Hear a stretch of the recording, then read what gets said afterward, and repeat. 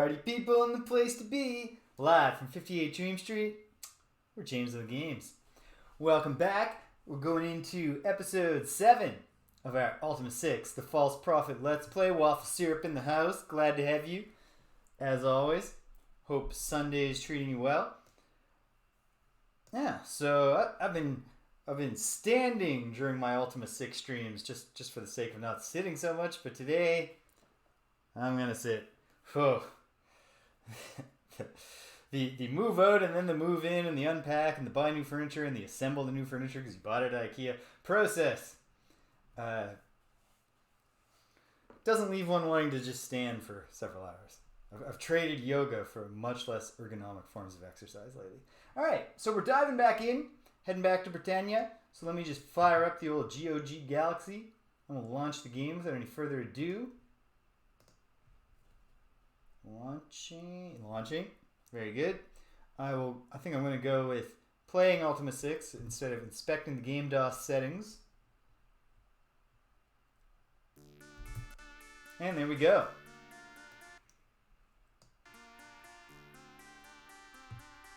Hey. All right. Glad to hear all of that. There's not a single clause in that chat message that I'm not satisfied with. So that's good. Okay. Hail, British. Glad to have you here as always. I gotta play with my own volume settings a little bit. Just a little louder than I need the music. And maybe a little louder than you folks need it. I don't know.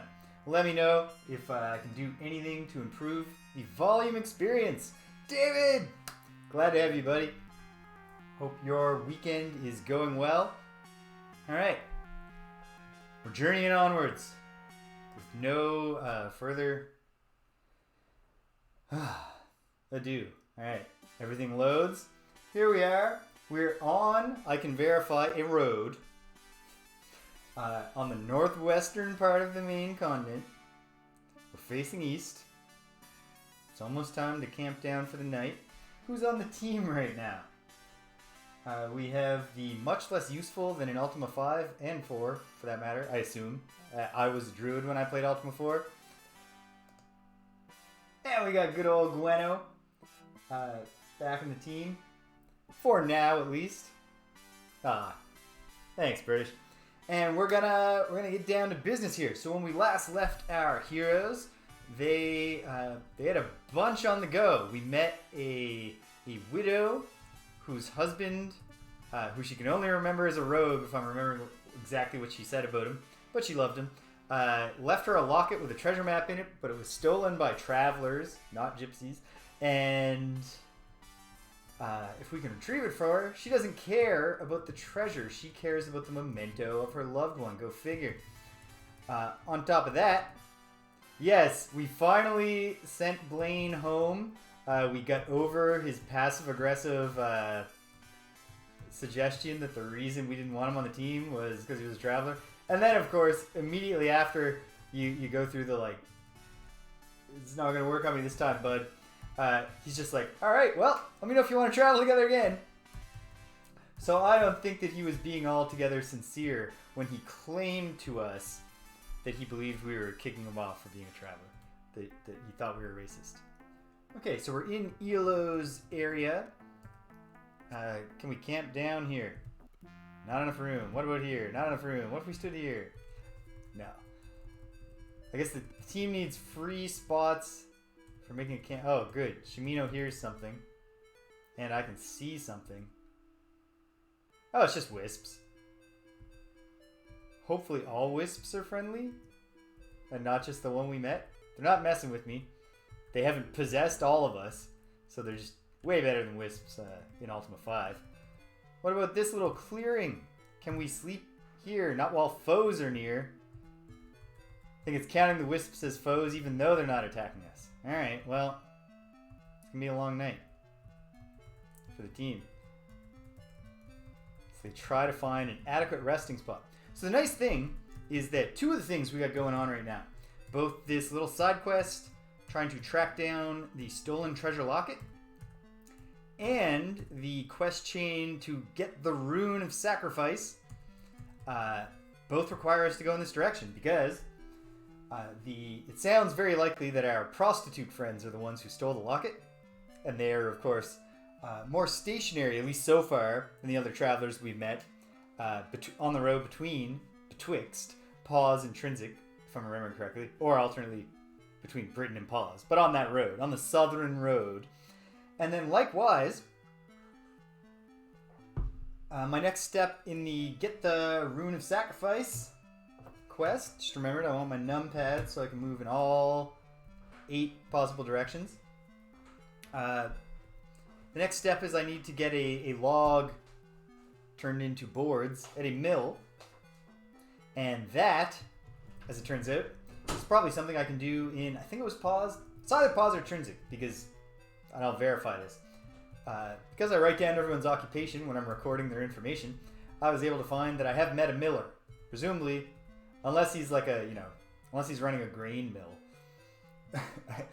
That'll be frustrating. But I assume he's running a sawmill. We'll find out. We can rest. Let's just rest a solid 8 hours.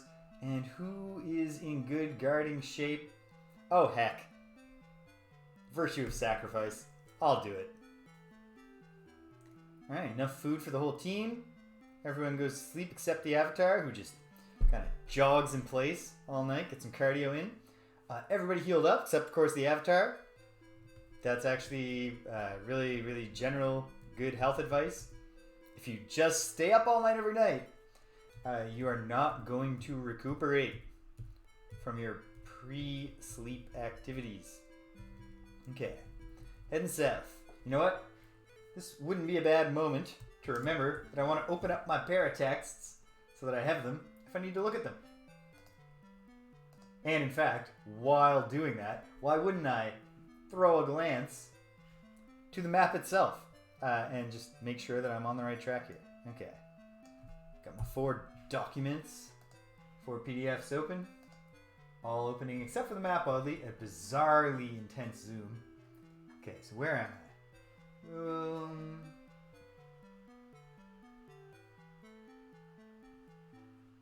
I'm approaching Skara Brae, I believe. About to head through the Cyclopean woods, and indeed, we can hear them thumping. If we see one, I guess we'll kill it, but I feel bad. The Cyclopses, despite being very large and really good at stomping on the ground in an intimidating fashion, are pitiful enemies. It doesn't feel heroic to beat them up.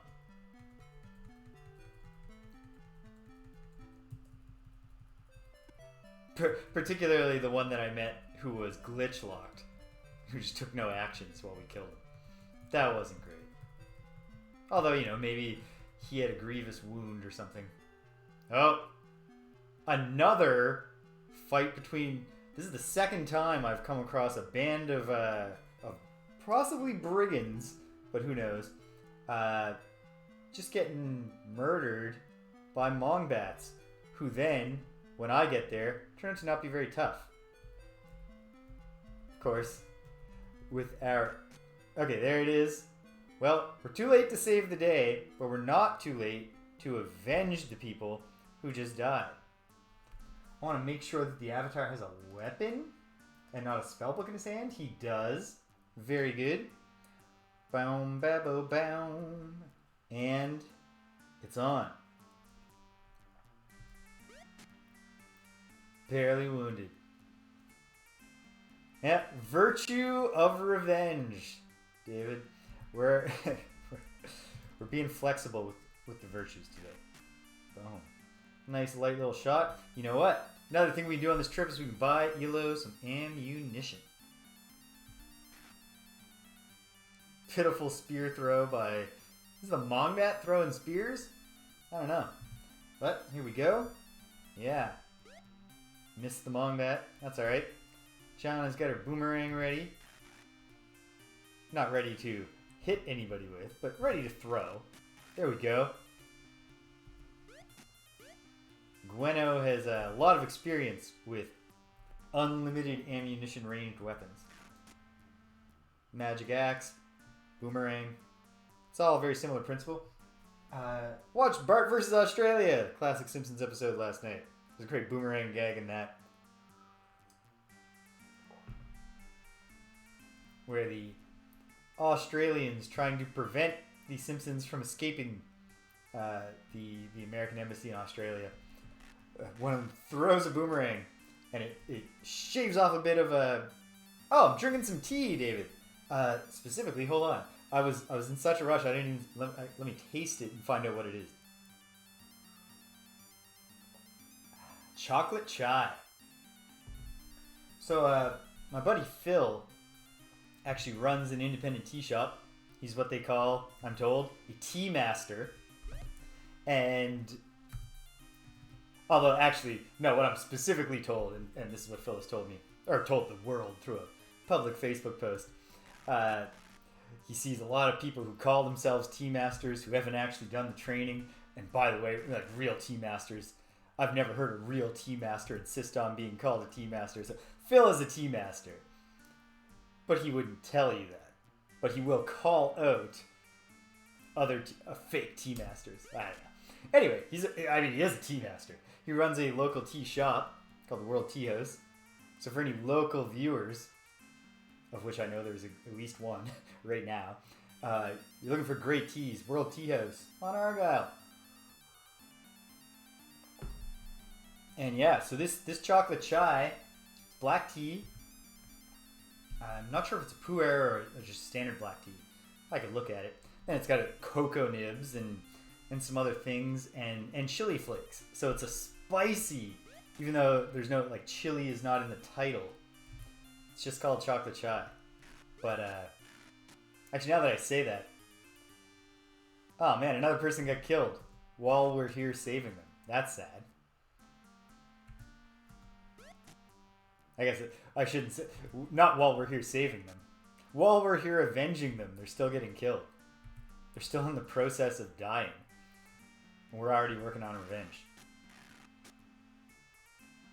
Are they pulling out boomerangs too? Is that what just happened here? Critical Mongbat. Take him down, Iolo. Nicely done. Yeah, so Mongbats in Ultima 5 were often a very frustrating foe, but their gimmick was all about overwhelming numbers. Like, they were moderately tough, and then there were just all kinds of them in every fight. There's a fair few in this one, but not that many.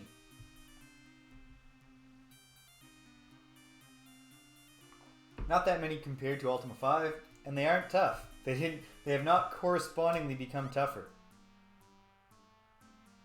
Oh, they're certainly annoying. I mean, also, just, they're slaughtering people on the public roads. So that's a whole issue on its own. This is the second time. Yeah, it's true. That's very true. Oh no, I've wasted the Avatar's turn because I thought it was Shimino's turn.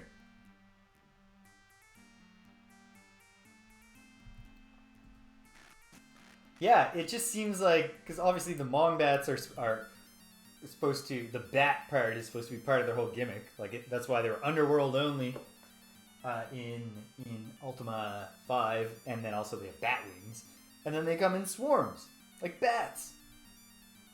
And then I guess Mong, the prefix Mong, I guess refers to their humanoid features somehow. At any rate, great numbers just seems like an essential part of their whole deal here. And yet, heavily wounded.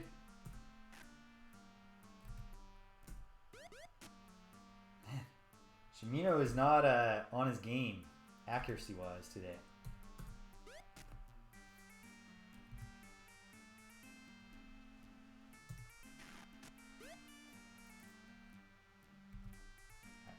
Get it, Shimino.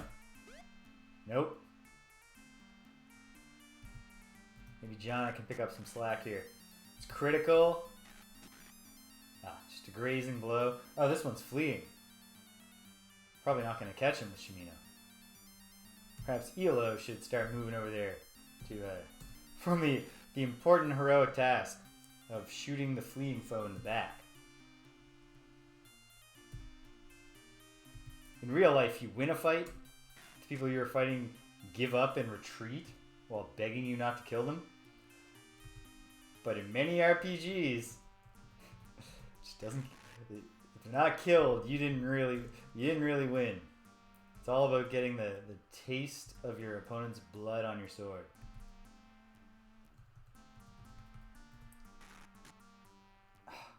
It's not the time for grazing shots. There's another critical one. Alright, clean it up, Gwenno. Still just critical. Goodness gracious. Alright. Jana, kill the one you can see. Or don't. Iolo... Critical! Are these Mongbats not actually flying? Is that guy not able to go over the water? I'm not sure. I don't think Dupre is actually going to catch that dude, so we're just splitting the party. Finally. Okay, there's a dead one. I think it's right here, yeah. But he's out of arrows. Oh, this one stopped running, or Dupre got 2 turns.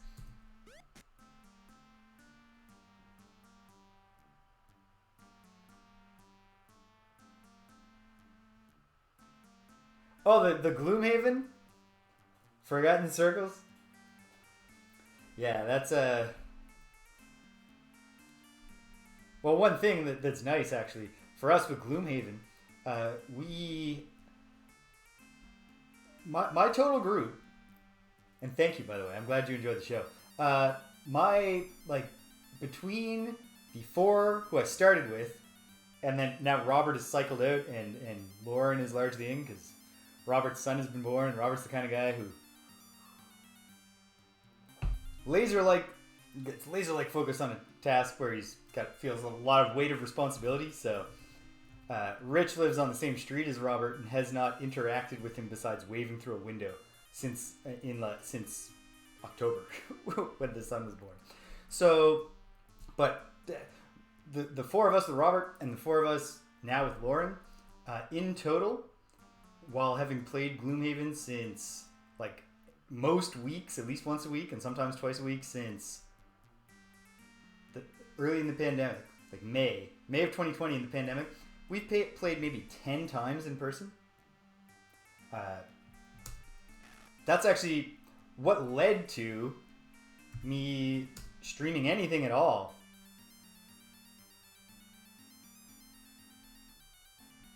Was that at one point Greg, the youngest of us, and therefore the most in touch with internet culture, was like, this could be a stream, just us hanging out. And they all got very enthusiastic about the idea. I was the last one to get enthusiastic, and then the one who did all the work, which makes sense. I'm not complaining about that because I'm the one who was running the game, and I built all this expertise, but I built experience and got ideas in how to show a game to people who are not there so we can all play it together. So, what am I trying to say? Hope is not lost, you know? Sucks that your D&D group was all around the corners in Washington, Maine, Florida, and California, perhaps. But wherever they are, if y'all have an internet connection,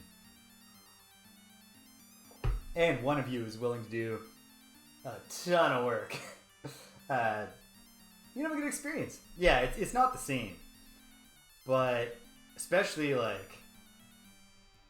you just wait. Why are we in battle? End the battle. Party mode. Gather the crew. Who's shooting us? Dude. Okay.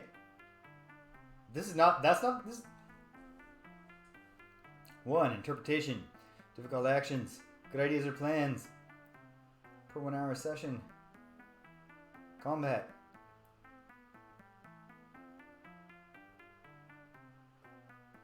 Yes. Asides can be trickier.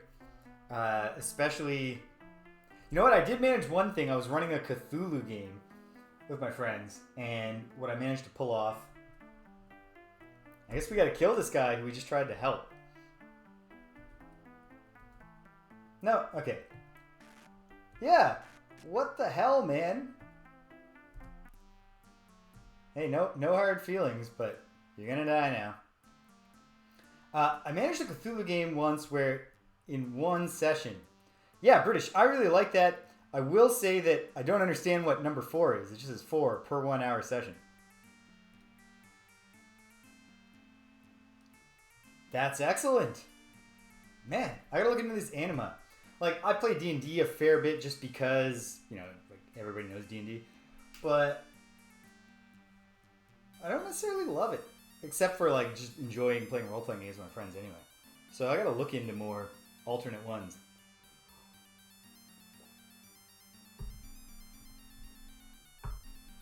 Oh, okay, just how so that everyone feels like, oh, it was great, like it was worth it that we all get together at 1 o'clock on Saturday, and now it's 9 o'clock on Saturday. And we had pizza in the middle, and otherwise we just sat here. And we didn't do any errands, but we all get that little extra experience bonus. Putting in the time itself, that's cool. I really like that. Yeah. So, what was I trying to say? Yeah, I was running a Cthulhu session where one of the bad guy had mind control powers. So I just used private chat in the Zoom, like not speaking. And that wouldn't have, you know, that doesn't get like a whole conversation, but I was able to deliver secret information to the people who got possessed. Like from now on, you're just trying to kill your friend without the other people having any idea what was going on. It was fun. I don't feel great about this, but like, this guy really brought it on himself.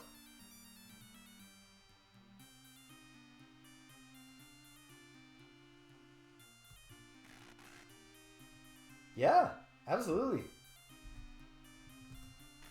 Gonna have time for things like that so soon. Like, only a few weeks of class remaining. 3 or 4 weeks where I have to actually show up at a room 3 evenings a week and say a bunch of words. Yeah, well, we sure did kill this guy. His friends all just got killed. He started it. But I don't know why he started it. I don't think it was advisable. Okay. Shimino's got space, so he can do his looting. There's a lot of looting to be done. Money. We love money.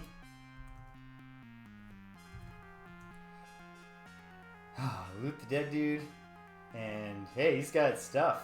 It's just a regular sword, but curved heater. Like, who knows? That might be better. I can't even get this chainmail. We'll just move it to there. There, perfect. Get a sword. And oh no, don't wanna. We're not. That's macabre. Carry the dead bodies around. I guess we could take them up to the morgue. But as we learned last week, there are some serious labor relations issues going on in the whole process. That maybe. Okay, Shimino's totally weighed down. How did he get so weighed down? Is it just this immensely heavy shield? No? Oh, well, it does weigh a fair bit. He doesn't have a shield equipped. He's not using a two-handed sword, is he? Can you use the curved heater? Again, it's because that doesn't reduce his inventory weight, but I feel better knowing that Shimino has more protection. Okay, I guess we should give Shimino a break. Dupre, how you doing, buddy? I mean, he's also pretty encumbered, but he's a big, tough dude. So, he can pick some stuff up, I hope. Like a true paladin, searching the bodies.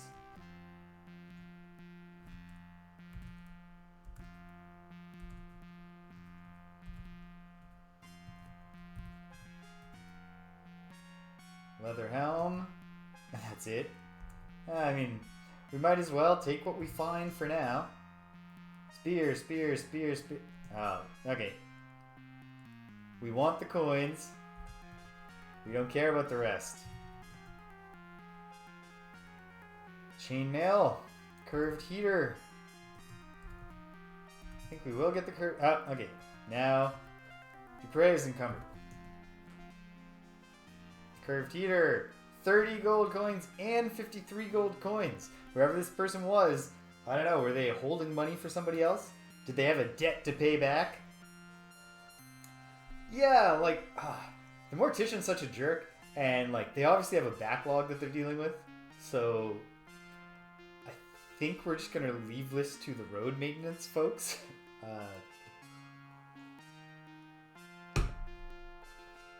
A grim task.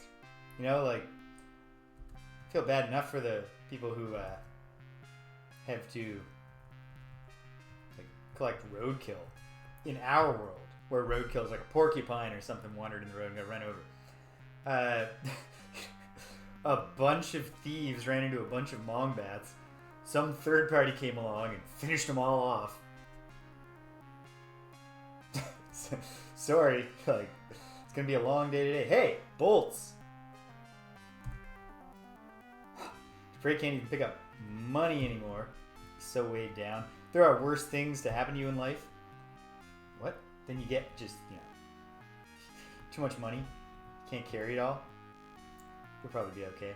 I don't need another crossbow, but might as well take... Oh, that was the bolts. Yeah, mongbats definitely seem... Like, when I picture them, they're pretty tall in my imagination. And, like... Maybe it's bigoted of me. I just assume that anything that comes from the underworld has really bad smelling innards.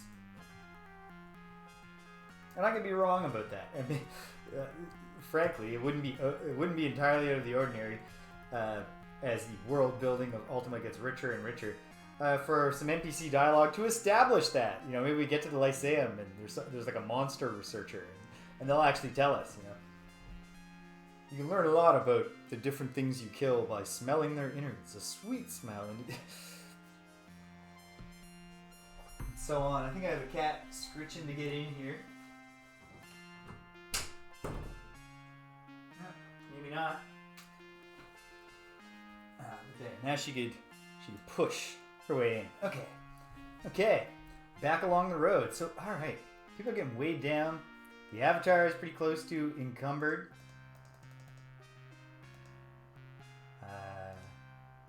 Prey is encumbered.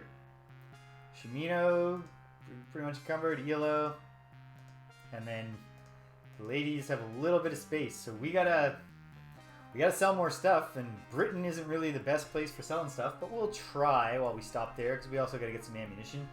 We have tons of money, although I'm not even confident that I could gather all that money onto the Avatar right now without the Avatar being over encumbered with our riches. Which is, again, not really the worst problem you could have. Where have I wound up? Did I just walk into Scarborough? Yes, I did. Whew. So we'll trot back this way. Up here, and then there should be an eastern path. There's another... No, we're not getting involved.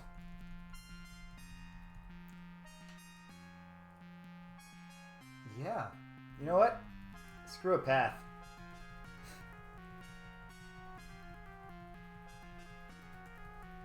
We all got our swamp boots on. I assume that if swamp boots can keep out poison swamp, surely they can, deal with nettles and stuff. We can go off-road for a moment, and then if we head north, we should connect with the road. We're back on track. We didn't have to deal with the violence there. We know this guy's a jerk, and that's all we know about him right now, and that's all we care to know right now, because he does seem like a jerk. So we'll leave him alone for a moment. Hey, you. Hey, you. Oh, I think it's going to happen soon. You should go ask your friend Danielle.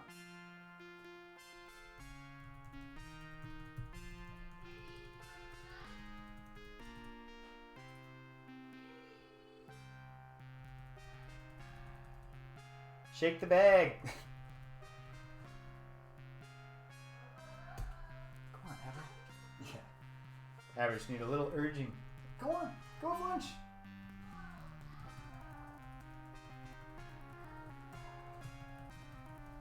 She's getting used to the idea that I'm there. She heard the food hit the bowl. She was finally like, oh, the food is being delivered, but not by the regular guy. Okay, so here we are at Britain. Let's pop into Britain, see what we can sell at the place of selling things. The blacksmith. Is this a blacksmith that will buy our stuff? Maybe. No, no one's even here. So we'll head up and we'll find our way. I know the Fletcher. Oh, this was the thing. I ran into a big problem because I just couldn't. I was in Britain and I kept missing the Fletcher's hours of operation, I think. But hopefully this time. Because the Fletcher's right by the guild shop. Oh my goodness. She's in business. Okay. So let's take a look at Iolo, who needs to... Okay, how much do these lousy shields weigh? 3.2 stones per wooden shield. There's the culprit. So how much more is he going to be able to buy? How much do the bolts that he has weigh? 1.7 stones. So yeah, I can't ammo up until I get rid of some stuff. Will she sell it? Will she buy a crossbow? Let's find out. It's only one way to learn. Hey, Gwyneth. I would like to sell. Iolo is something of interest. We have 2 crossbows, so have one of these crossbows. 20 gold will do. And that's it. And... okay. Can you sell me bolts? Yeah, you gotta actually go right to the Fletcher. That's fair. That's fair. I do not understand how it's, you know, there's an arrow shortage at Iolo's bows, operated by Gwyneth. So you need to go directly to the Fletcher, who is up the street. It doesn't track for me, but okay, whatever. Whatever, Gwyneth. You don't have to tell me the real reason why you're too lazy to head up the street, pick up a new thing of arrows. Yeah, it'd be great if you... That would be a nice source of gold, Gwyneth, if you actually did give Iolo his share of the profits. But whatever. She's doing a lot for him. Yeah, if somebody here buys wooden shields here in Britain, where the armor is pretty basic, because it's the starting town of the game, that'll be great. We'll sell a bunch of wooden shields. If not, I guess we could try intrinsic or pause. But otherwise, I think it's time to create a pile of a weird array of wooden shields somewhere in the woods, so that we don't have to think about them anymore. Okay, we caught Lynn. Hey, Lynn. Tall, willowy woman with long blonde hair. I can, sure. Can't judge the portrait match to the description there, because neither her height nor her willowiness is confirmed nor denied by a shot of her face. She does seem to have blonde hair. How can you help me? In many ways. Sell me some bolts. Iolo specifically would like to buy bolts. Well, I said bolts, didn't I, Lynn? Did I stutter? Get some bolts. Sell bolts only by the dozen. How many dozens? Oh, so you sell them by the dozen and the 2 dozen and 3 dozen. No, I understand. That is what by the dozen means. I'm sorry, Lynn. Being a jerk. Just 3. Did she name a price? Iolo would also like to buy arrows. Sells arrows by the dozen. Yeah. The pricing is opaque here. I'll take 4 to... Can't carry them. Iolo weighed... Yeah, right. Because that thing that I just said. No. Alright. Bye, Lynn. Excuse us. You have aided our quest. You know what? Here's the answer. The answer is, for now, Iolo says, hun. And he hands these heavy wooden shields to the missus. I mean, they both got strong shoulders, right? I guess that... No, it's probably in both arms. Strong backs, too. Oh, damn it, Lynn. Can you not... Maybe. Because we caught her?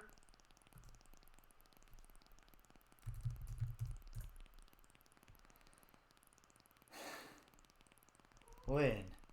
Like a minimum wage worker in like, you know, a corporate retail place, fine. It's 5 p.m. You don't need to hold the shop open for me for a couple minutes so I can buy some video game that I should have just got here earlier that I can wait till tomorrow for. When it's your own personal shop and you know that your customers are on a quest to save the world, you haven't, Lynn, because you're really... I mean, whatever. It's her time. What right do I have to tell her how to use her time?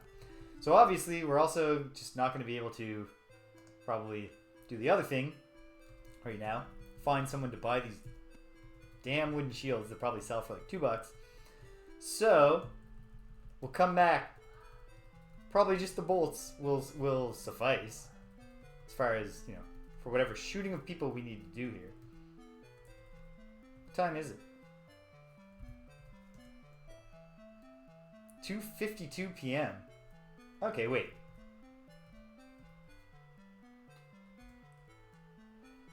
Yeah, I mean, I guess it seems unlikely that we're going to get into a fight where Iolo fires all 36 plus 17, 53 bolts that he has, and then specifically because he can't switch to arrows, we get killed, and then something bad happens. So I guess I should cut Lynn. I should ease up on the guilt trip on Lynn. But if it's only 2:52, maybe is Lynn just taking a late lunch? I guess we just toss the blaze. No, that wouldn't be very virtuous.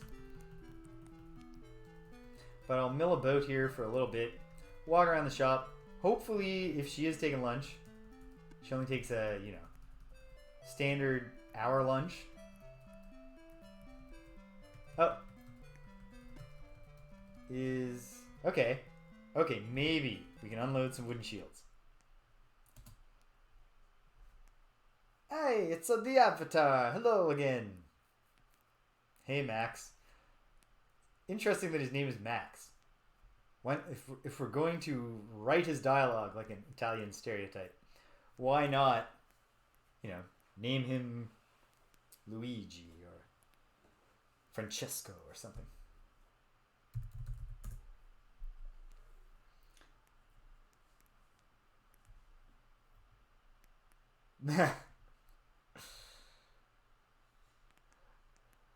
I knew they weren't going to do this, but if I had any say in the creation of a CGI Mario movie, I would say that it should be not literally a silent movie, but a like largely played as a silent movie with very little dialogue from any of the characters, except for just like a little bit of incidental dialogue. I would not say, you know, we need a bunch of Hollywood stars to... I don't know. I know Miyamoto was involved in this film, which gives me a... Like, you gotta give it at least a chance based on that, but like...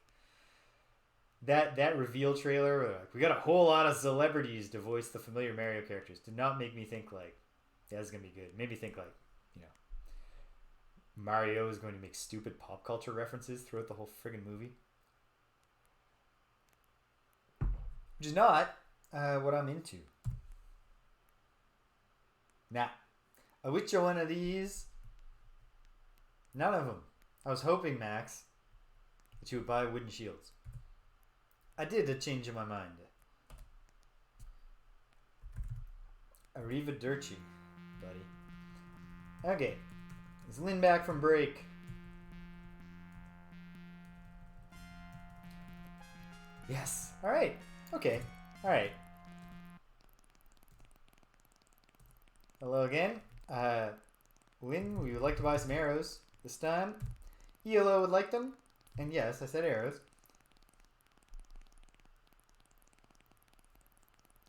Yeah. Like, I don't know. To me, it's like the Mario movie, like, the first, like, 30 minutes could literally just be, like, you pick any of the various Mario sports or even a new one. Like, you know, there's no Mario Croquet game. But I've gotten the impression from all the Mario games that probably they do play a little bit of croquet. You know, when it's peacetime, it's a very kind of Edwardian nobility, just kind of hanging out, having fun. Yeah. How many dozens? 4, my dear. And we appreciate thy selling to us of things. Yeah, so I'd make the first 30 minutes, like, have Bowser be there, like, because, you know, whenever he's not kidnapping them, he's inexplicably participating in their sports. They're playing, I don't know, cricket. Probably not going to do cricket for a global feature film, but, yeah, they're doing something. First 30 minutes is just, like, comedy, everyone's getting along, and then Bowser reveals the secret plan, the kidnapping happens, and then obviously Act 2 is the journey, and Act 3 is the climax into Newman. You know, keep it relatively short.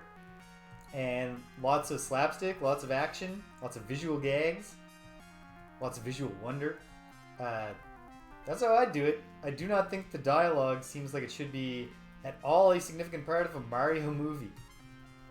There are Mario games where the dialogue is significant, but they're all the role-playing games, and none of them are games where, you know, Mario never has significant dialogue. He might say a few things, and Charles Martinet thanks them for that. But, yeah.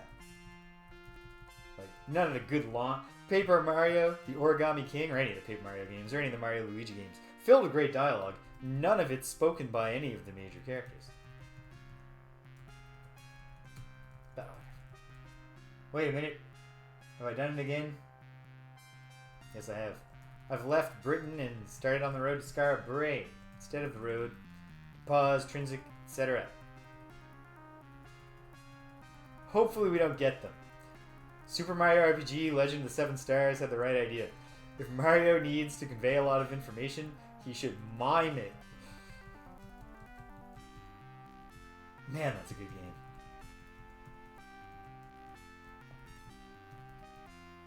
game. Okay, nighttime. Before we camp down, I am just going to verify for myself. Where did I tell myself in my notes that the miller resides? Oops, wrong window there.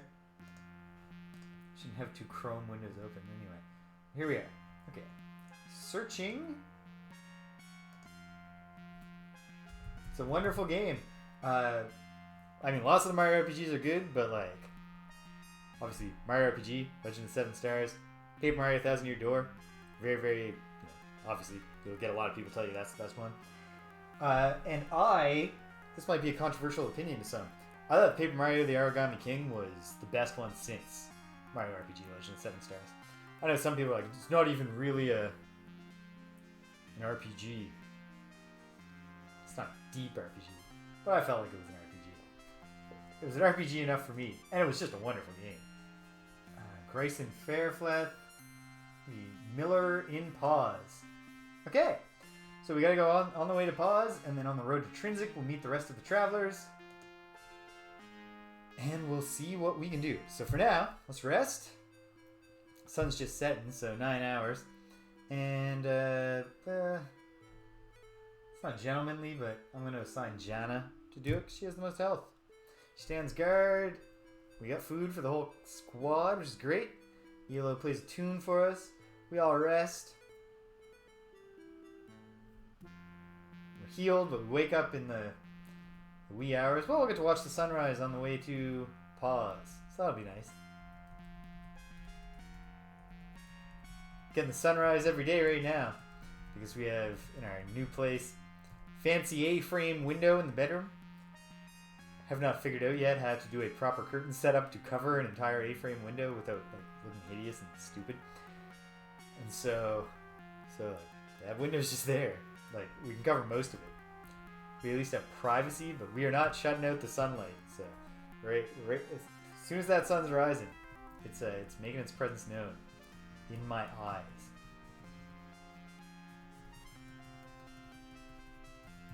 Once we have it set up, it'll be lovely. Get up, pull the curtains open, have the sun come blasting in on my schedule. Okay, so, I mean, this certainly seems like a mill. Oh, right, there's no dedicated open command anymore.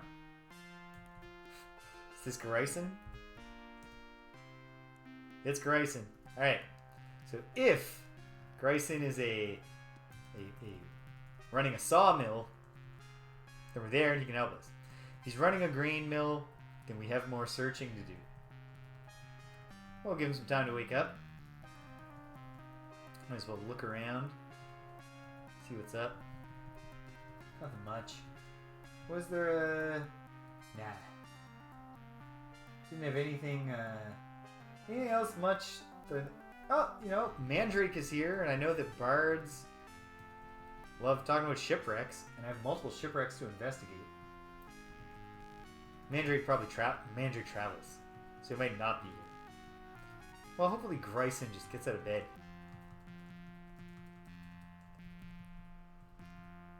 No.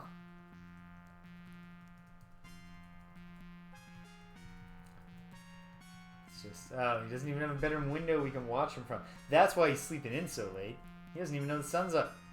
The only sun is getting, it's got to get through 2 doors here. Man, that's a...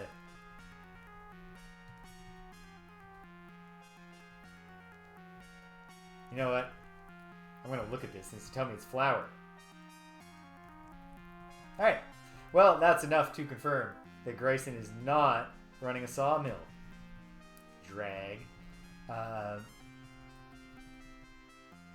Is there a sawmill? What's intrinsic? I didn't take detailed notes on Trinsic. So maybe Trinsic has... Perhaps Trinsic has a sawmill. Or perhaps Grayson will be like, you know... Yeah, we'll ask him on the way back. Goodness, he's a sleepy dude. So here we go. On the road south. Along the way, we'll meet our traveler friends. And we'll ask them about that locket. And hopefully we don't have to, you know, fight them over it. Now that I've even said that aloud. Just save the game. In case I accidentally bumble into a situation where I'm forced to commit multiple murders, I can save my own soul by reloading. And here's the dock. We have got the money to buy a ship, and we will be getting a ship today.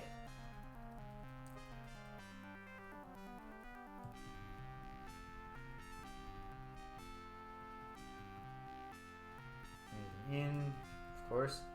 And here we go. Back on the road. Won't be long now till we run into our traveler pals.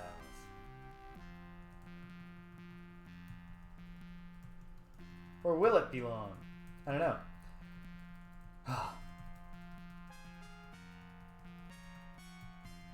Ah, here we are. Well, let's ask them one at a time. Hey, traveler wench with a voluptuous figure. Am I looking for a little relaxation? No, I'm on my grind. That's part of it. That is part of it, Wanda. Not that I would be telling her about it. So, yeah. Wanda, are you wearing a locket under that? I don't want to sound like I'm expressing interest in what's under your shirt, but do you have a locket on that I can't see? Well, there's a reason. Oh, no, that's not real dialogue, is it? That's just her. I don't know what the hell you're talking about. Okay, Wanda, just take it easy. Take it easy while I talk to your brother and the other. Arcturus. Actually, you know what? I should go back. Was it...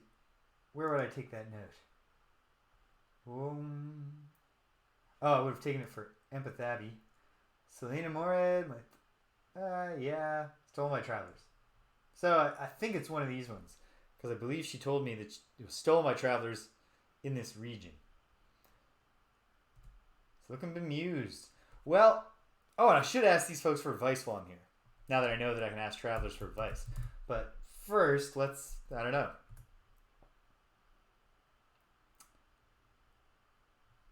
Sure. All right. You got any advice, pal? Take it easy. Andreas. Handsome, carefree Roma man.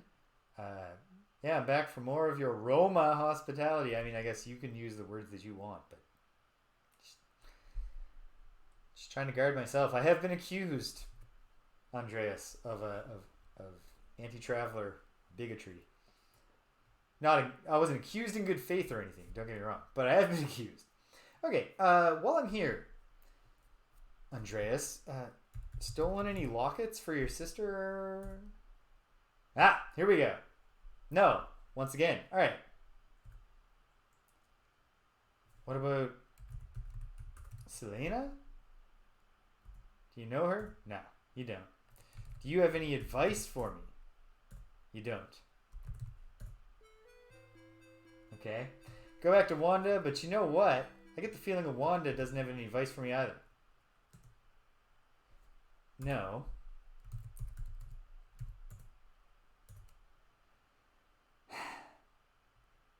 Well, thanks for nothing much, folks. Huh. Perhaps this whole journey down here has been a waste. Unless we get to Trinsic and we can offload all these wooden shields. That'd be more than nothing.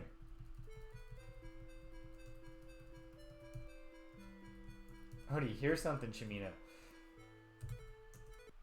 Harold! Muscular man, looks solemn. Can we sell you anything? Oh. Okay, right. He's just supplying. Shop is this one? Yeah. Armory. Here we go. Brandon. Golden-haired young man. My quest as well? And I'm glad to tell you. And I'm glad that you're glad. The gladness spreads. Okay, Brandon. Yeah. Need any wooden shields? No. Alright. Well, I believe we'll be scattering a bunch of wooden shields on the road as we head back to the place that we need to return to now. So this trip was a bust. That's okay. Sir, yeah, thank you.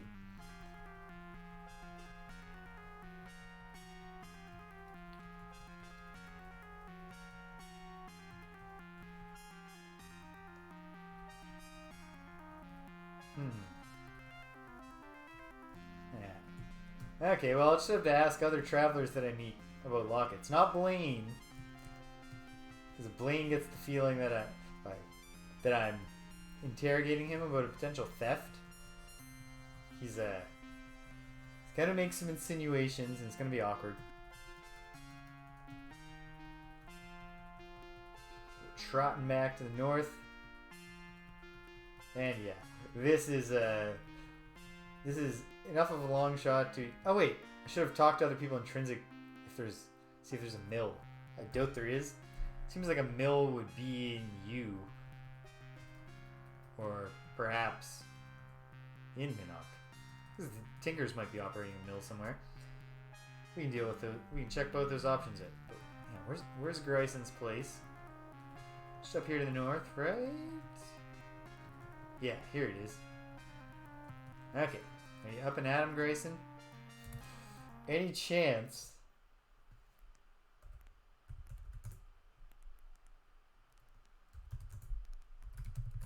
Yeah. No. The grain mill does not double as a sawmill. I kind of suspected that would be the case. But now we know. So let's keep on heading back. Oh yeah. I was gonna relieve us all of a ton of wooden shields that we just don't care about. Oh. The Avatar can drop this leather hat. We're gonna ditch some stuff because, frankly, we got it going on monetarily right now. So I don't think we need to worry too much about carrying a bunch of low-value items around. Okay. Yep. Drop that there. Drop this one. on top of that one and drop this third one atop that one. A neat looking stack. We're setting it up so that, you know, if a family's traveling with a child, they're kind of bored, there's like giant Pog set up for the kid to play. Remember Pog? Well, it's back in shield form.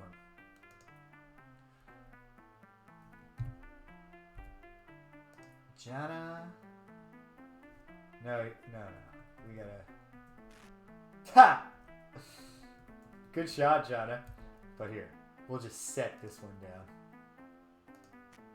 There. Who else is carrying a useless wooden shield? Not Iolo. Iolo is laden down with... what? What is weighing you down, Iolo? Just the accumulation of it all, I guess. Book of Prophecies. What's the Book of Prophecies? We look at this. Not usable. Well, that might come up. In time? Okay. Oh, Shemina. Add to the pile, buddy.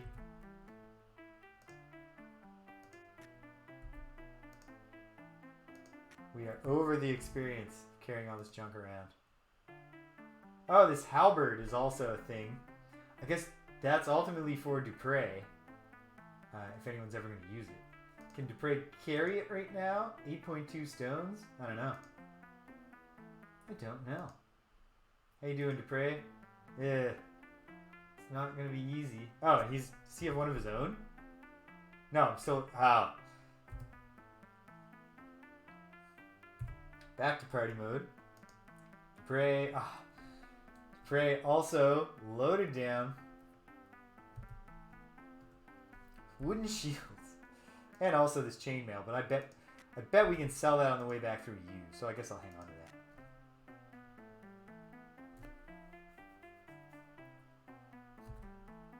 that. Dupre, chuck that leather helmet over there in the pile.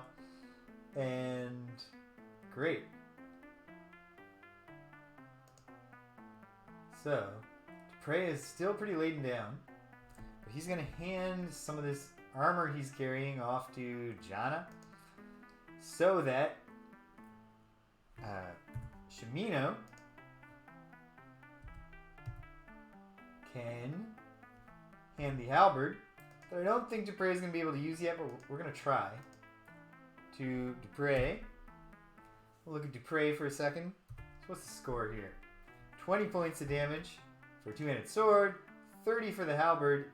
If we can use it, which I don't know that we can, we'll find out. At any rate, he can hold it. He can carry it. That's half the battle. I don't know if that's actually half the battle, but it's a crucial part of the battle. You do... And I don't have a lot of medieval combat experience, but I do know that you got to be able to hold the thing. If you can't hold the weapon up, that's you've got some logistical problems. Okay. There are flaws in your plan. Okay, back to party mode. You know what? Getting that over with warrants a save. So let's head back to Britain and buy a boat. No, you know what? I'm going to trot all the way back to Minnock and buy the boat there. Because... no, forget that. Let's go off on a tangent. Because we don't know where we're going to find a mill. So, I assume there's a shipwright in Britain. I believe that I met the shipwrights in Britain. In fact. Haha! Okay. Iolo, buddy. I need you... oh! Try to remember today to, at the end, not permanently, just after we've saved at the end, kick Dupre out of the party and get Iolo to tell us the story. But can you gather up the gold? Thank you. That's all I can carry right now. Well, what more can I ask you for? 512 gold. I think that's... okay, let's find out. Silent, good-natured man. He grins widely and he waves. Artie. Can I buy a ship? Price, 300 gold. Do I want to buy the deed? I do. Smiles and hands me the deed. He seems pleased. Great. He waves. He returns to what he's doing. With the deed to a ship. Can we just get on this one? There's 2 ships docked here. Hold on. This might be a thing where, like, it doesn't seem like an Ultima thing to do, but certainly I've played RPGs where when you get a deed that says you own a ship, it's an item that you use to cause a ship to come into existence.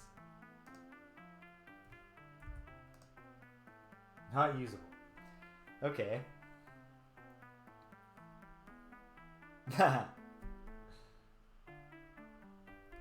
Hopefully not, but I guess we'll find out. Okay, I've thrown down a save because I don't... Am I just entitled to a ship now?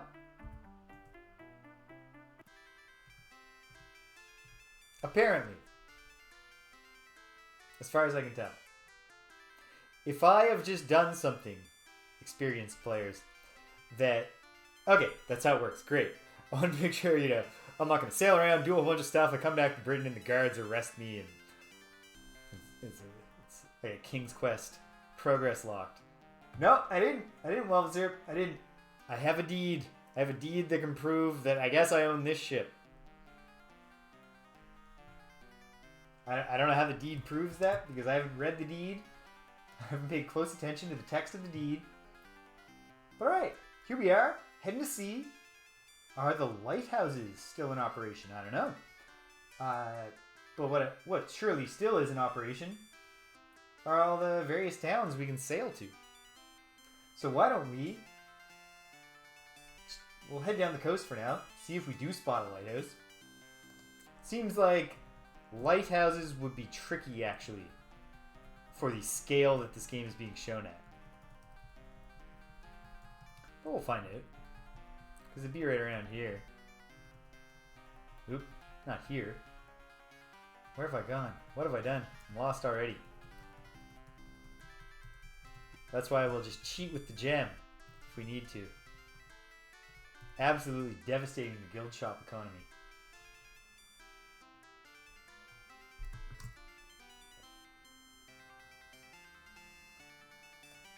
That's true. That's the key. As long as you're always doing something, you could potentially be progressing. And even if you're not progressing, at least you're keeping busy, keeping yourself out of trouble. Keeping yourself out of trouble. There's no guarantee at all you're doing that. Where am I? Just trying to get a very tight view window. Is tricky here. But this, yeah, we got to gimmick a gem. Who's got the gem? Shimino. Okay, with this map, I can tell that I am...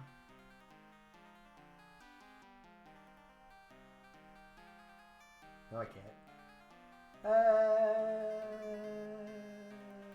Let's find it. Whatever.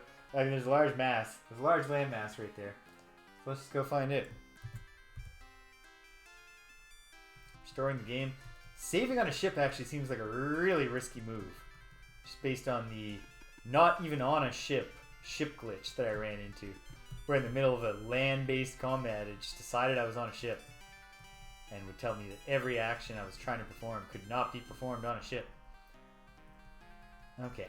I think I know which mass this is.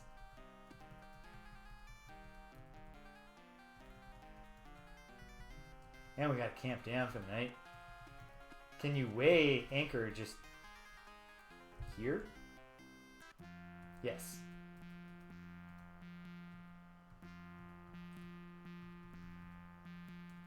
Might as well. We'll look around the island. Shimino hears something in the southwest, so if there's something on the island, we should find it and fight it. But no, whatever he's hearing is at sea. So let's just get in from the coast. I want to sleep the night away. Not enough room. I disagree. There.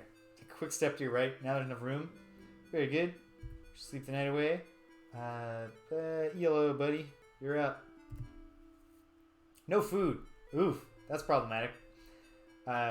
We'll address that at the next place we arrive. Because we do have loads of money. Seems kind of silly. To starve yourselves.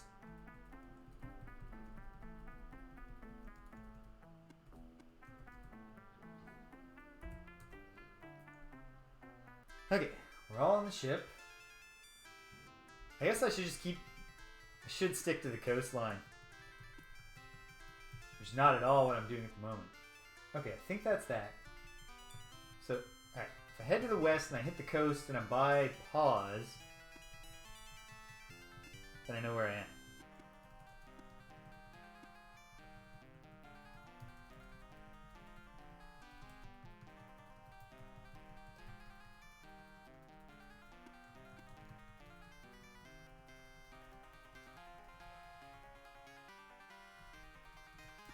Is this... Yeah, there's pause. Okay. Let's go see what the pirates are up to in the Age of Gargoyles. We're heading to the Buccaneer's Den. Which we should hit after some amount of open sea sailing. I gotta assume more information is available to the characters than to us. At sea, in the daytime, you can quite famously see a long way. Ships are even often, I'm told, equipped with tools that allow you to see even further. But let's gimmick a gem to simulate the experience. Land ho, as they say. To the south and the east. Great, that should be good.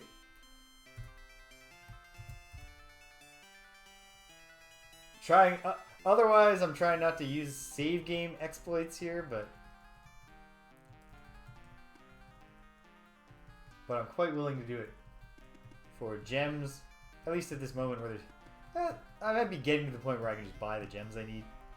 But frankly, I'm forced to over-rely on gems by a weird design decision. Not design decision, I guess it was probably more a technical limitation. But, okay, this must be the island of Buccaneer's Den.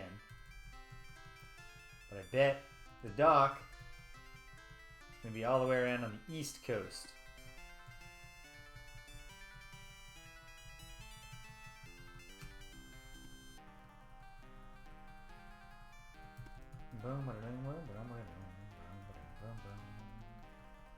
Come up here.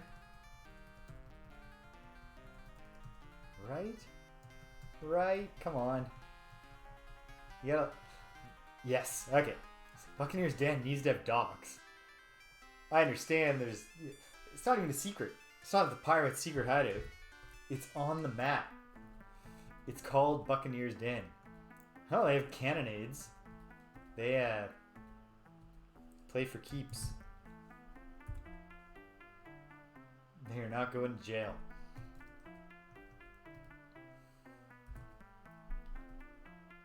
So the pattern, cool. The moons actually kind of, their orbits are slightly different, so they don't always have the same position relative to the sun. In our little screen up there. So here we are, Buccaneer's Den, a new place. But I'm not at all surprised to learn that the pirates don't get up any earlier in the morning than the honest citizens.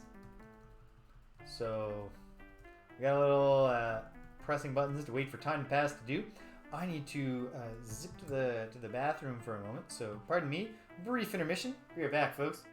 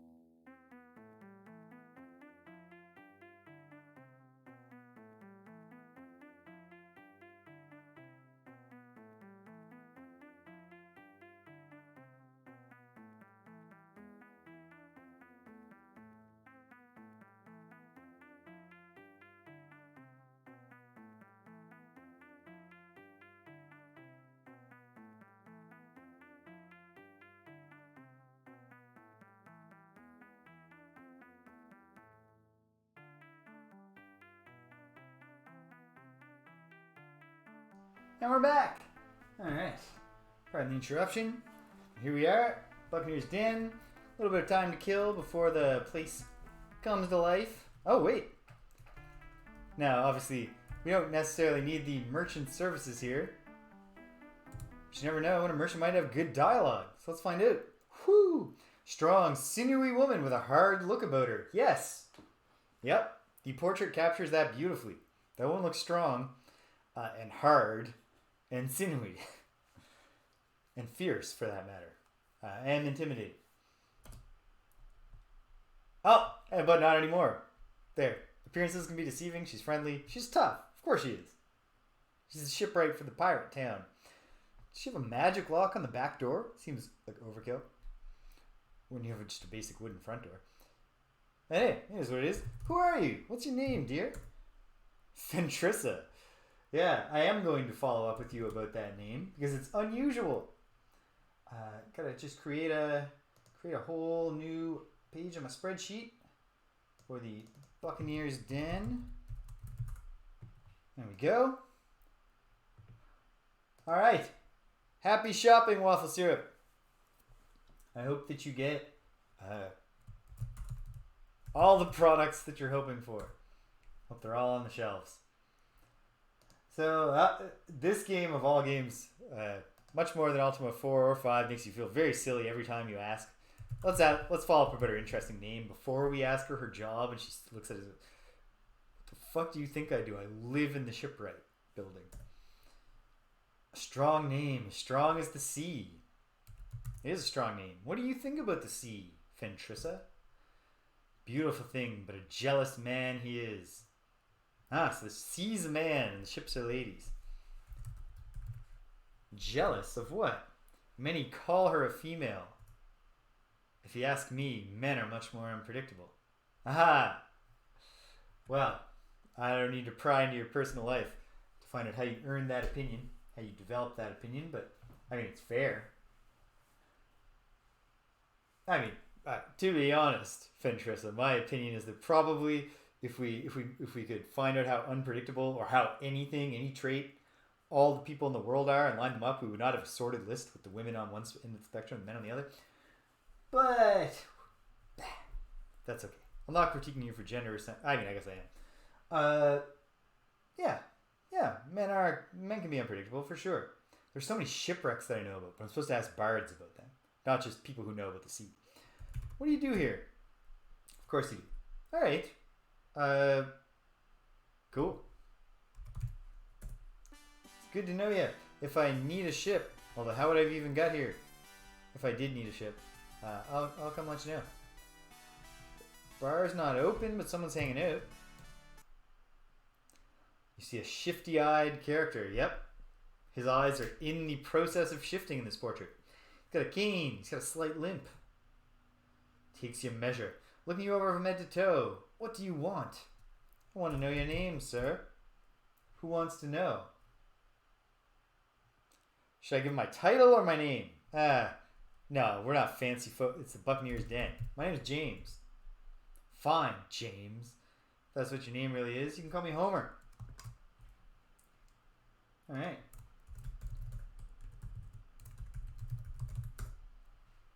Nice to meet you, Homer. What do you do? You once sailed a ship called the Empire under Captain Hawkins. Well, I heard things didn't go well for the Empire. Tell me about it. It was wrecked on the Cape southwest of here, not too far from Serpent's Hold. That is valuable information. Thank you already, Homer. I can tell we're going to be fast friends. I'm actually not sure at all if we're going to be friends, but I like you. I might not have chosen that haircut for you, but you seem helpful anyways. So the Empire was wrecked on the Cape southwest of Buccaneer's Den and not too far from Serpent's Hold. We can also go, the world's our oyster now. We got a ship. We can go to all kinds of places. Well, that's a shame. Who was the captain of that ship? Were you talking about the captain? You don't care to talk about captain. Right. Tell me again. What do you do? Hawkins. There. His actual name. Tell me about this Hawkins. Oh, yeah. Yeah. We know all about hating our captains, sir. Where I'm from. Popular song in my town is Barrett's Privateers by Stan Rogers there. Okay, his eyes light up with hatred. Heartless bastard. He was killed by his own men and it was no worse than he deserved. He hesitates, then adds quickly, of course, I had nothing to do with it. Of course not. So is it mutiny? Can we follow up on this? Well, if you don't, you certainly spilled your guts just a moment ago. Okay. Can't say it's been a pleasure. You just seem like a sour fellow, Homer. But thanks for the details about the wreck of the Empire. Now, I suppose something I'll have to learn is, can you just recover wrecks? Just get a ship and use the search command? Do I need to acquire accoutrements for the ship to allow it to raise a wreck? I'm sure we'll learn in time. Looks like a bard of some sort lives there. Here's the front door of the inn. And then we're just in the inn. Presumably... Oh, there's people in the inn. At least one person. Lots of people in the inn. Okay. As the day goes on, presumably it'll get a bit busier around here. Which would be great. And we're at the armory. Whoa. See a scarred man with a gap-toothed grin, confirmed. And large calloused hands. It's intuitive to believe that that's true. Hello? What'll it be? I'd like your name, sir. Enric. Enric the Hammer's how he's known around here. Oh, how'd you get that nickname, Enric? Tell me more. Enric's an interesting name. You prefer Hammer. Call me that because I got a good left. Left what? Yeah, alright. Not everyone's as friendly as Fentrissa. Here in the Buccaneer's den. Alright. What do you do? I know. It's just the gameplay loop, sir. Yeah. Okay, well, do you buy chainmail? He only wants 4 of our junk. Who's got all the chainmail? Is it Jana? 20 gold for that leather armor? No. Maybe some other time. Maybe. What'll it be? What do you sell? Oh, yay. Dude. Okay. What armor can you sell? Alright. Do I look like a level 1 to you? Yeah, you do gotta get back to work. You gotta come up with some products. He's a blacksmith. And the only products he sells are made of leather and cloth. Actually, presumably the weapons he sells are. But so methinks there's a little weirdness there. Okay. Buccaneer's Den, not a huge place, not a ton to explore. So are folks getting up yet? Yes. Hey, there's a bard. And the bartender. And we gotta buy food. There's another bard over there. Lots to do. Charismatic man with an engaging smile. This man is not smiling, but he looks charismatic as hell. Welcome. He makes a sweeping gesture with his hat. Man's not wearing a hat. We'll let it slide. Whoops. Firm handshake, even though I just said hello and then stared at him blankly because I pressed the wrong key. Hello again. What's your name, handsome? Sean, friend. Is the comma and the friend part of your name? Like if I just call this guy Sean, is he gonna keep correcting me? Sean, friend. And I know. What do you do? Ham, ale, mead, wine, and rations. Well, mostly we want rations. But I gotta confirm the state of our who's holding the money and who's got the food. Alright, Shimino's got tons of money, tons of space to hold stuff. He's the ranger, so he's like the camp manager. So that works for me. Shimino will buy the food. Hey, handsome. He winks. How you doing? Yeah. I'd just like some rations. And Shimino will pick those up. 4 gold a pop. Alright, so 24 for every to get 1 for the whole party. So if we have and that would be 6. So if we get 24 times 4, 96. We got the money. What did I just say? 4. No, 24. 24 mutton rations. Bet those are pretty tough, especially as the days go by. So it is, and we're gonna need something to wash that down. So a little mead. Yes. I don't know why. I don't know what value that might ever have, but I do love mead. Mead is tasty. If you haven't had it, and you're, you partake of alcoholic beverages, strongly recommend. It's delicious. Oh dear. That glass. I think I just drank incompetently, but now I gotta deal with a wet keyboard situation. Brief intermission.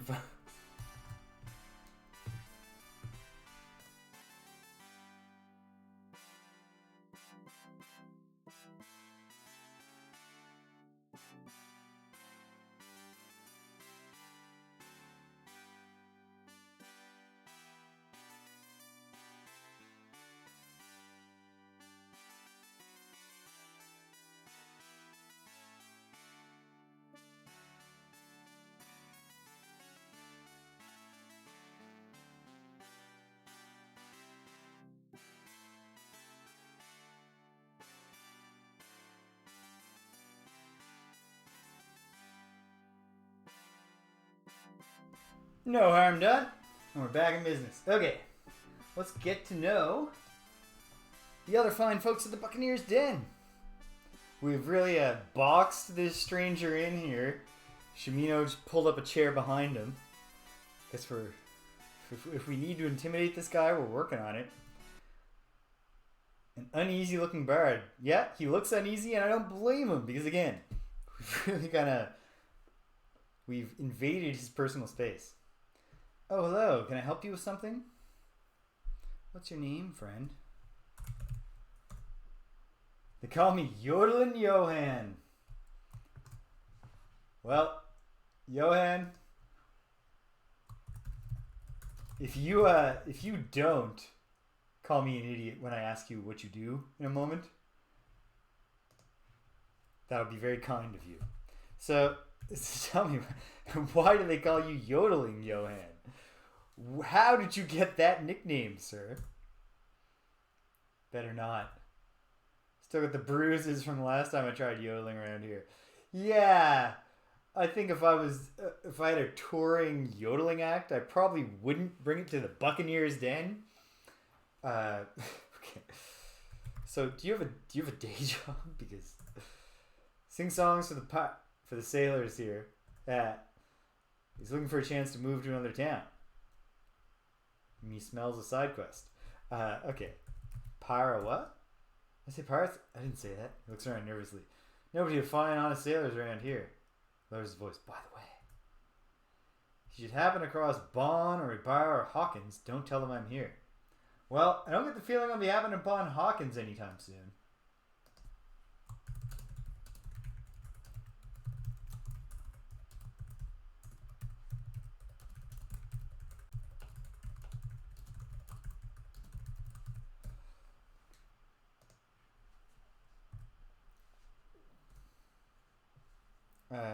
Did you know that Hawkins is dead? But yeah, I don't know. I was trying to tell you some good news, buddy. But yeah, no pirates. But what about the sailors here? Oh yeah, they're all great, aren't they? You know any good songs though?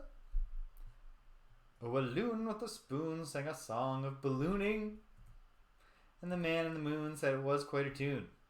Now one fine day in June, a young man went ballooning. Did he rise up to glory or fall to his doom? Just one thing will I say of the sport of ballooning. On the ground will I stay while the ground still has room. Didn't quite work out a melody that actually fits any kind of meter there. But it's been a long, rough move and my voice is in terrible shape. So I'm going to cut myself some slack. Yeah, so ballooning. Just some nonsense. Gave me an idea for a song. Read about it in a book at the Lyceum. Of course you did. I read about ballooning in a book by the Lyceum. Well, I would also like to ask you about a bunch of ships, including the Empire. But what are the other ships I've learned about called? The Dutchman is the other one. So I'll ask them about the Empire and I'll ask them about the Dutchman.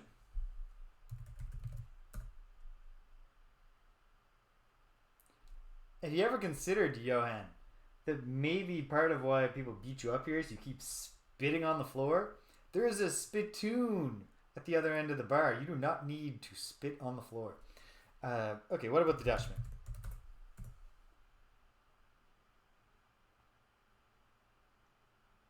That could be a random prompt or it could be a specific prompt.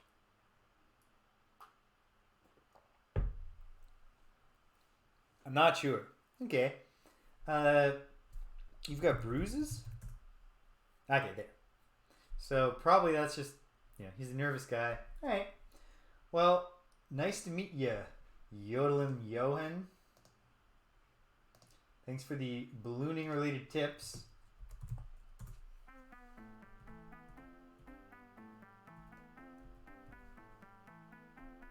Oh, hey. Who's this? A swashbuckler. A handsome gentleman, immaculately dressed. This guy looks like a gentleman. He does look handsome. And I can tell just from his collar, he is immaculately dressed. Excellent harmony of description and portrait. Hello, my lord. Your company is welcome. Is it ever? What's your name, handsome? It's Captain Fox, yeah, I'll say. Captain Fox of the Silken Stag. Well, you're going to think I'm an idiot if I ask you what you do, so let's just drill down. How'd you get the title of captain? When you say captain, all the pirates at the table turn to you expectantly.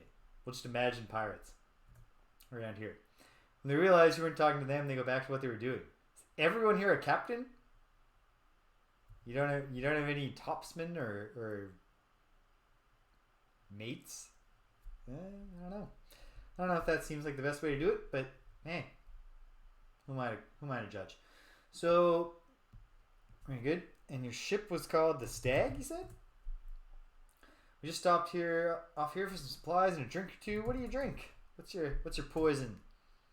Well, maybe 3 wouldn't hurt. Yeah. What do you do specifically when you're sailing?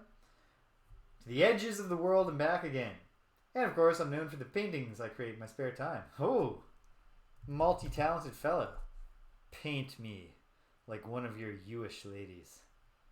Yeah. Edges of the world? Is that how it works now? Because the last time I was here, you just kind of wrapped around really quickly.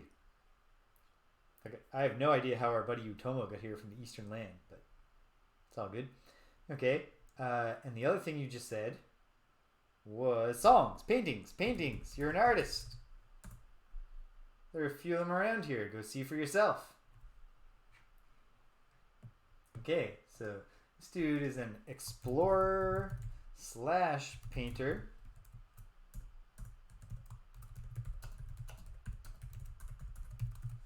And he wants me to look at his paintings. Well, perhaps those are the ones on the wall. We'll find out. It's a painting by the famous Captain Fox. But not in a way that is going to tell us anything. Well. And we have another bard. A lady bard. A woman with a slightly sea-worn look. Yeah, sure. But delicate hands. Should take the game's word for it on that. Good morning, my lord. Come, have a seat with us and talk a while. Using the royal we. What's your name, dear? She's Captain Leoden.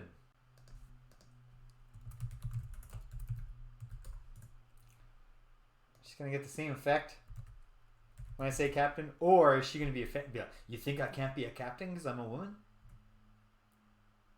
You wouldn't be talking about Captain John, would you? Well, no. I was asking. Okay. Yeah, I mean, it could be that simple. We can't see her clothes, but they're all just literally like brine stained. You've been at sea wearing exactly that. That scalawag. He went down the other side of the world to join up with the gargoyles.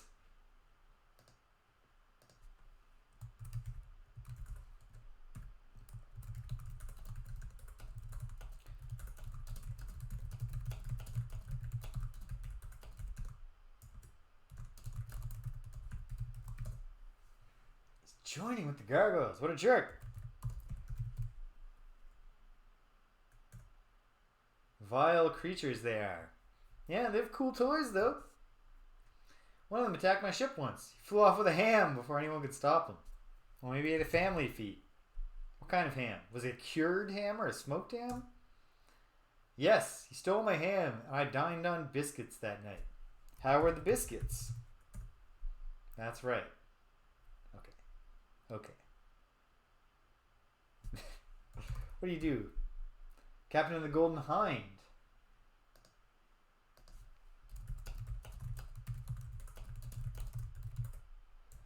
Lots of ship names in this game.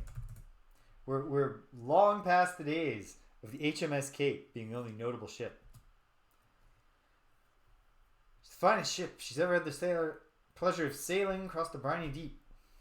Tell me about this Golden Hind. Life on the sea is the only life for me. Alas, the Hind needs serious repairs just now.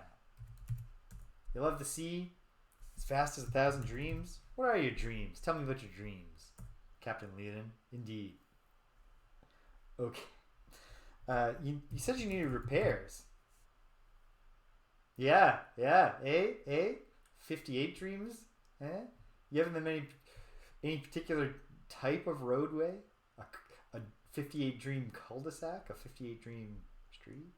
Yeah. You need repairs? You gotta keep yourself occupied. Perhaps I could join thy party for a time. You could if we had room. And we will someday. And I had a feeling you might want to join us because you're standing here and I can see your gear. Not right now. But remind me. Yeah, you're the captain of the Golden Hind. You like sailing. Okay, so there's nothing new. Wait, sailing.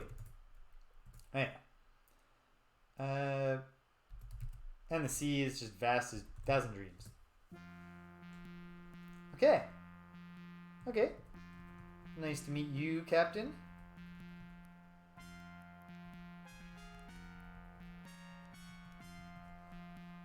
Guess we should keep looking at paintings. Oh, it's a tapestry. It's not even a painting. Just standing here like a fool. Staring at a tapestry, trying to figure out why can't I see any of the brush strokes?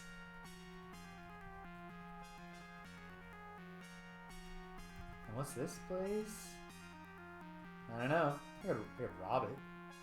I'm not going to, but I could. Okay, Buccaneer's Den. Well, hold on. Let's jet. I mean, it's not that big an island. We might as well verify. There's no cool thing. You know, and I suppose like if there's ever gonna be a place where there's some shady person in an out of the way spot. Oh wait, here's a home or a storehouse. What is this place? Yeah, it's just a storehouse.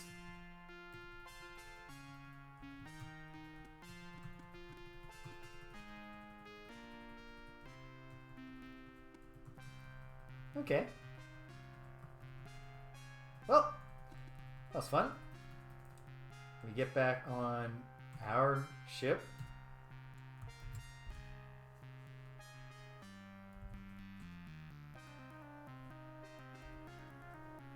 Is there a distinction?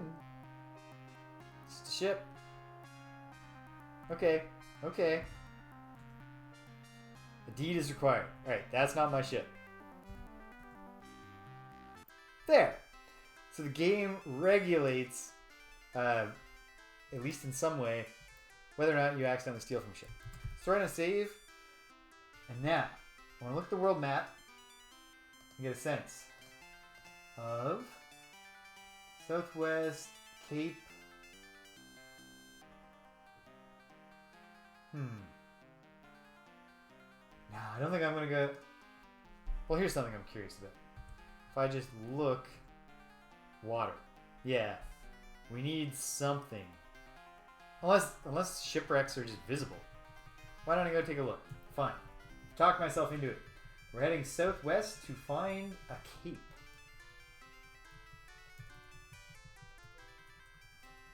I think I see a good candidate. A little south of Trinsic.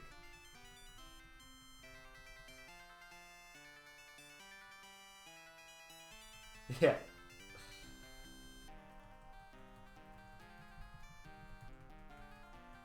That technology hasn't even been invented in the Avatar's world at this point in time. And yet, I guess it's when you've affirmed that magic exists in the universe, you can explain anything. It's just friggin' magic. Stop asking so many questions.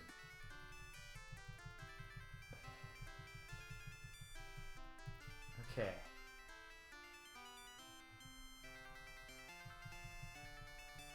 Yeah.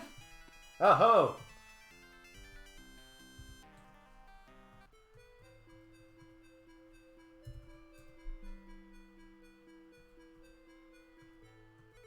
Oh, you hear something in the west, do you, Shimino? So there's a clearly wrecked ship here.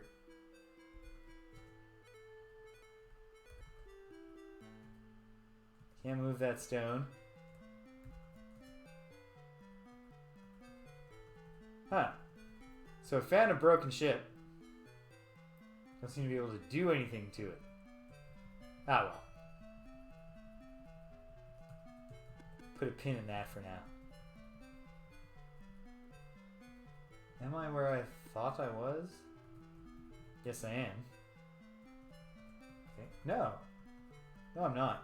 I'm not where I thought I was. So hold on. I can see where I am. Referencing the map. So I think I'll hit Serpent's Hold next, just based on where I am and where I'm going. But along the way, I do just want to kind of look around here. So there's Trinsic.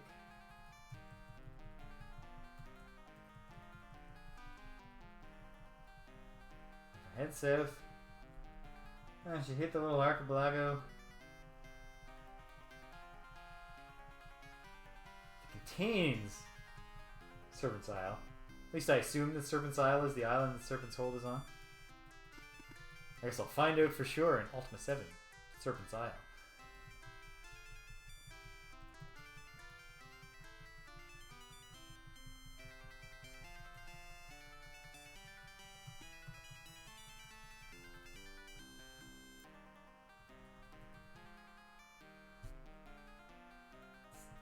It'd be tough to tell what the things on the map are.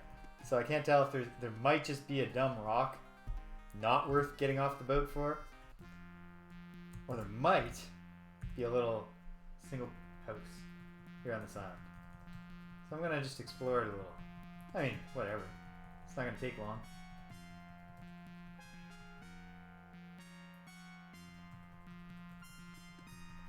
There's no cabin that I can see on this island.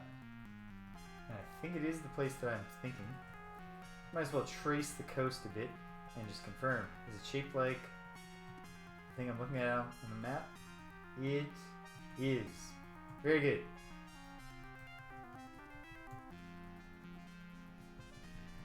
Guess I might as well head to the western edge and just verify once and for all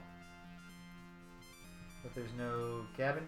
Nobody living on this island. No island hermit you can interrogate. You hear something to the south, do you? That's just bad news at sea, most likely. I'm gonna guess, since it did say that the ships can do X amount of damage, probably they do their damage just with the attack button. Sun's going down. I guess this island's a good place to camp. Not nearly as good as a place to stay as it would be if we had found a cabin. That could be worse. We'll just kill a little daylight here.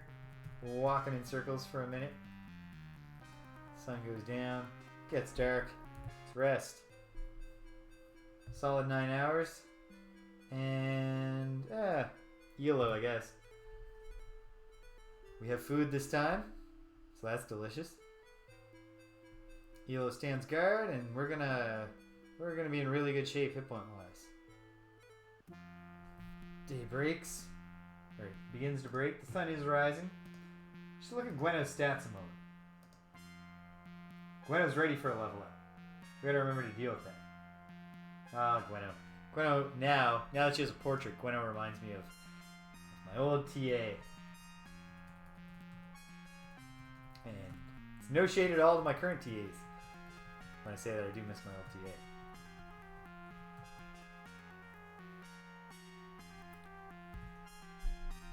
Alright.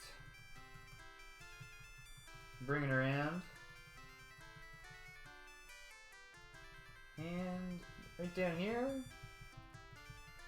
we'll find Serpent's Hold.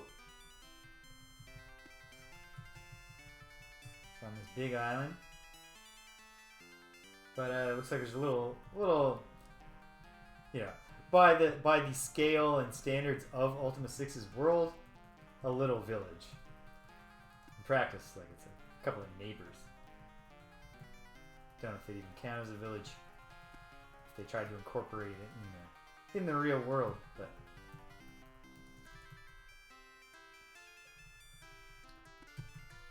Get a feeling if there are docks, they're going to be up and around here. Eventually this will wrap up and around. I choose to believe. Yep, here it goes. And then into this little bay. Dock. There. Gonna park your ship, park it right. Who knows what's going on the Isle of Serpent's Hold. So we'll throw down a save just to be safe. We'll stay on the road for now. And hey, little place. People are asleep. That's fine. Oh, is this the Serpent? Yeah, there's Serpent's Hold. There should be more homes just down here. Are these guards any friendlier? Probably not. What's your name, sir?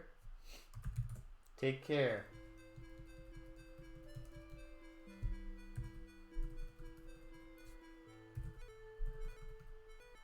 Looks like a training hall. A famous feature. Serpent's Hold. There's just a regular tapestry. Yeah. Probably locked because that's probably where they keep the training weapons. Here's where they sell the real stuff. And they're in operation right now. Whoa! Tall man covered in scars, drooling uncontrollably. Yep, that is all captured. What they did not mention is that this man has a serious neck. Yeah. Serious neck. What do you want? Well, let's get to know each other first. He's Garrick. Alright. Well, let's get the Serpent's Hold sheet going.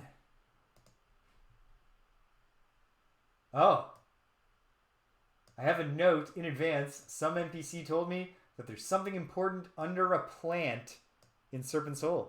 So we'll be moving some planters around while we're here. Garrick, that's an interesting name.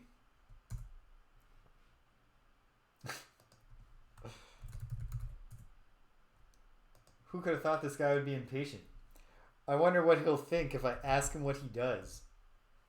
He makes the most hideous weapons.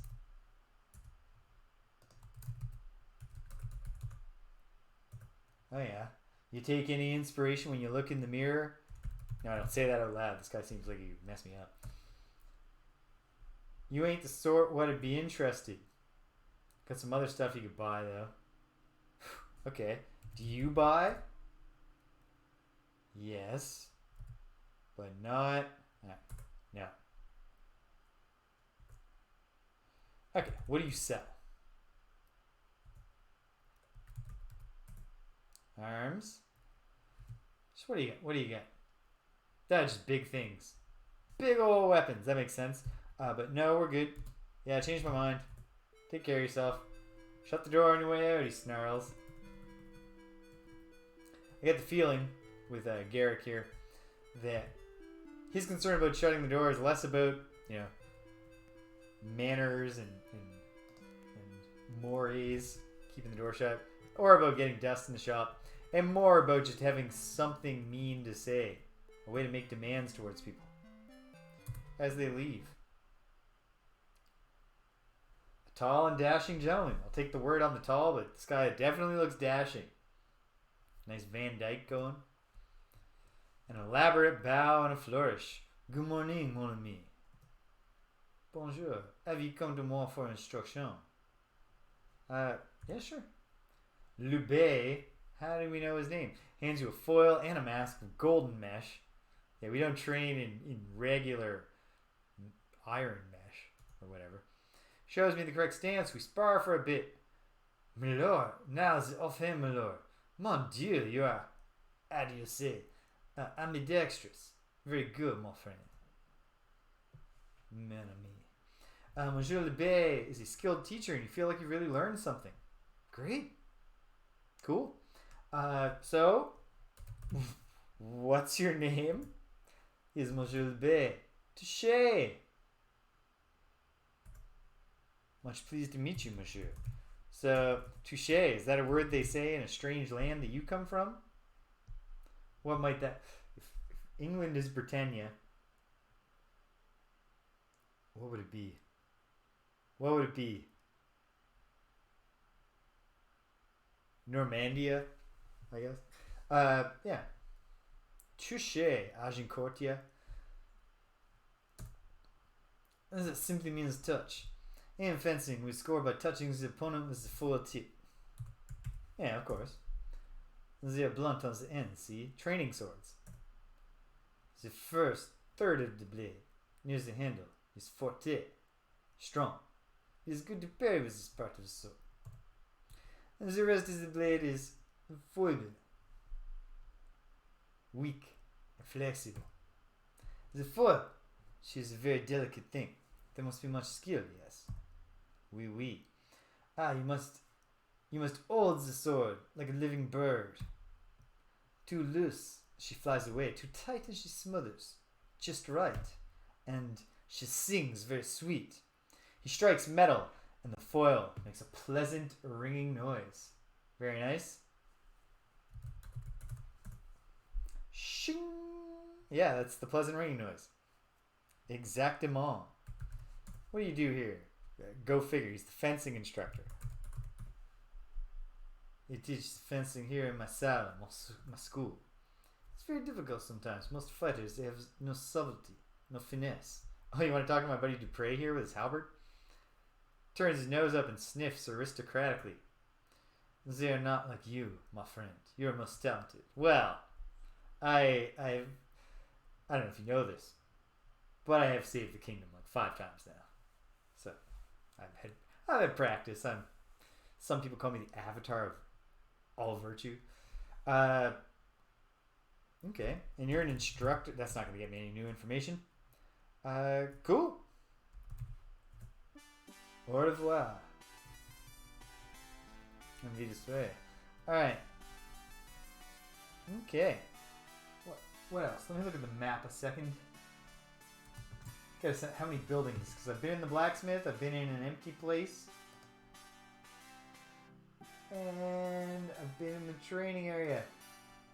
And I think that's it. But hold on. Is there another building? There's a home. And that's all the training area. Okay. So let's go to Serpent's Hold proper. And see what's going on. See how many planters they have. Hopefully, relatively few. There's a couple. Oh, good.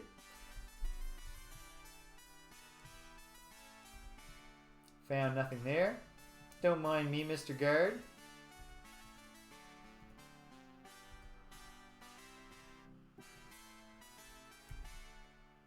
locked. Okay, we'll come back to that.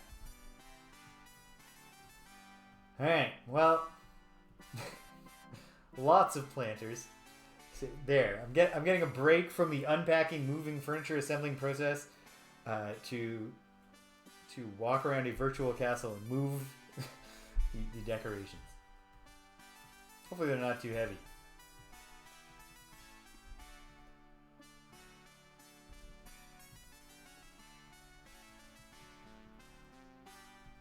Yeah. Okay, so this dude, he's not a guard, but he's here. See a dignified man wearing a loose jacket decorated with a serpent. This guy does look dignified. It's partially that he's shot in profile. It's partially the head tilt down. He's kind of looking a little bit down in the middle distance. He's thinking something important and dignified, I'm sure. Hello, adventurers. As guild master, the master of the guild, I welcome thee in the name of the Order of the Silver Serpent. What is thy name?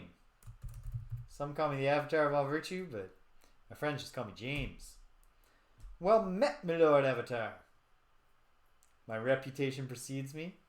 Makes sense. And you, sir? Coronada, son of Culebra. Okay.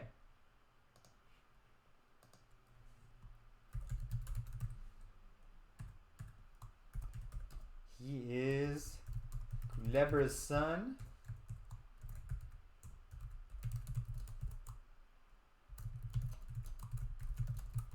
Guildmaster of the Order of the Silver Serpent. Make sure my notes are precise here in case that... I think I'd probably remember that just on account of he's hanging out in the Serpent's Hold. But just to be safe. Okay. Your father was a brave lighthouse keeper. Oh yeah, I spent a lot of time in lighthouses a few years back. Earthquake destroyed the lighthouse. Also would have inherited the position of keeper in Greyhaven. Greyhaven is one of the lighthouses I used to visit. That's very sad. Traveled to Serpent's Hold to join the order instead. And you've become the master. Stand for the principle of courage. That makes sense. Dost thou wish to join the order? Sure. My deeds speak well of me. He'd be honored if I joined.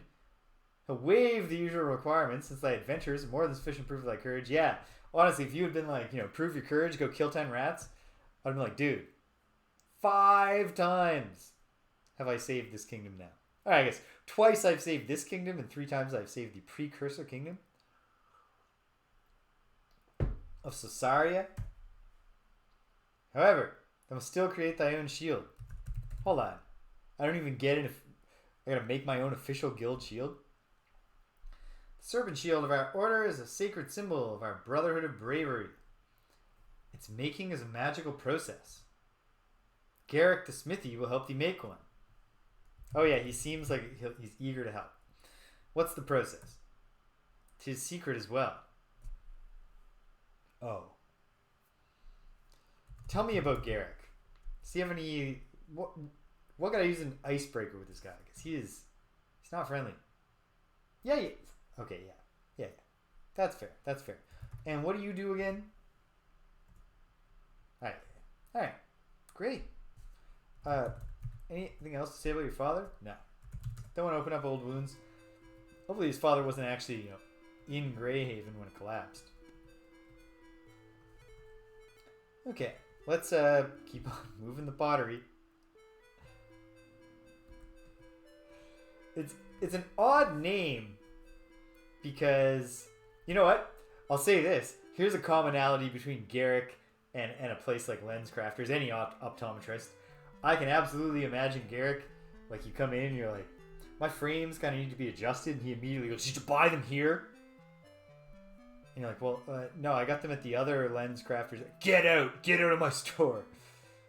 I don't know if optometrists are like that everywhere, but all the glasses stores in my town, they don't, even if, I bought these at the other Vogue Optical. Get out of my store. Well, okay. I will not be buying my next pair of glasses here.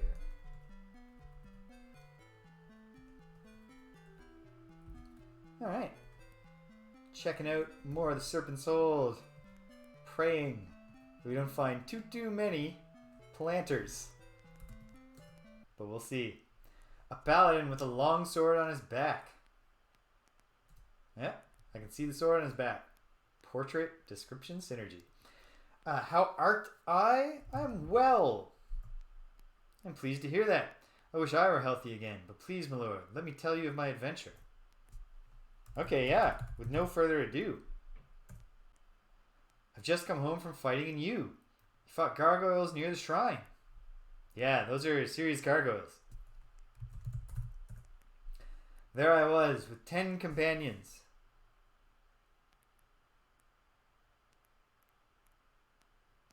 Haha. That's very, very kind of her. I can easily imagine the employees of a lot of different optometrists just being like, you know, if the manager's not here, like I am not focused on collecting all the glasses business to here. I got into this business to help people see. It is, and like obviously the retail model under threat because like you can get, especially if you don't have a fancy prescription, much cheaper frames just from some website. Yeah. There you were, 10 companions outside the Shrine of Honesty stood 2 gargoyles. You said you were in you.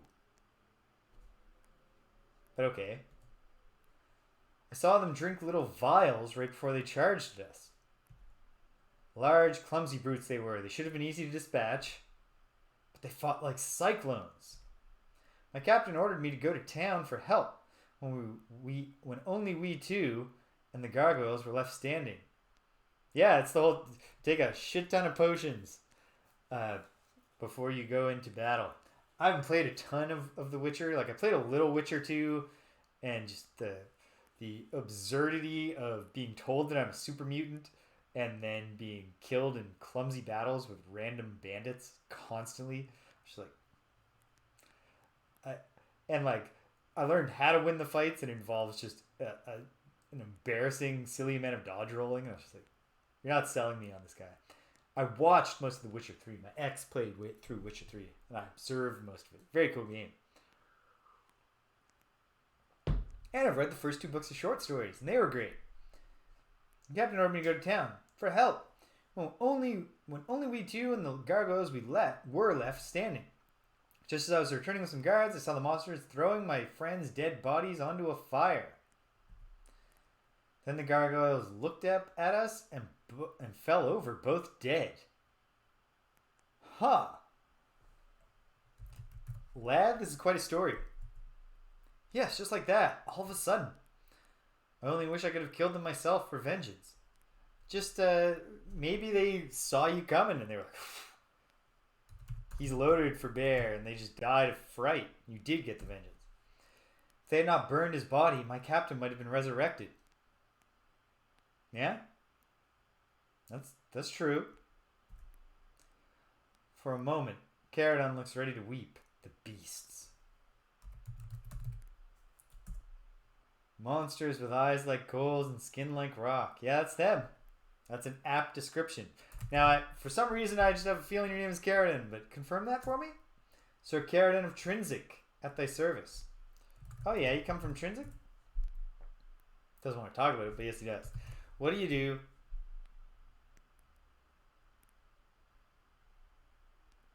Yeah, I think this is my 3rd mainline Ultima game, 4 and 5 preceding it, and I can't remember a single time that anyone other than a healer mentioned the existence of resurrection magic. And usually in RPGs, you get the feeling that just like nobody else seems to know. You know, nobody in Narsh in Final Fantasy VI seems to know that they could go to the shop and pick up a bunch of Phoenix Downs, and just, you know, if your friends get killed, just bring them back. You're recovering from a battle. Hold on. Are you going to tell me the whole story again? Yes. So,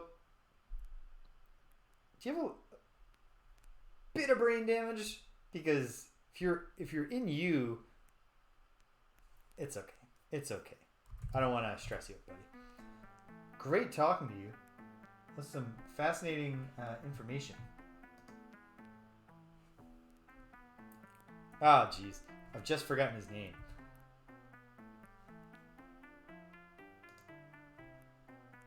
Yeah!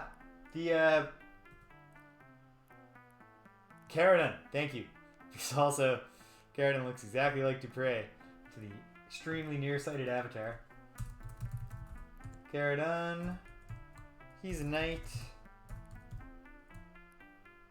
Told a weird story where two gargoyles, after using some sort of battle elixir, dropped dead after burning his companions' bodies. So that seems like it could be relevant. Also seems like it could be irrelevant. You never know. And get my stupid crummy mouse with its malfunctioning left button to properly drag highlight those cells, wrap the text. Alright, we're good. Cool. So I wonder, I've been having difficulty specifically with the gargoyles at the shrine near you, although we're not actually sure if he was at the shrine of justice or if he was at the shrine of honesty. But one of them I just couldn't hit. Is he hopped up on battle elixir? Is there a counter elixir? Who knows? Could just be a neat story.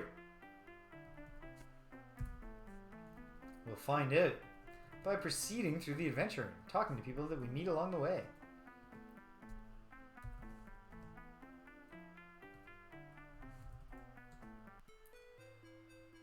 Your next hint is under a beehive in Minnock.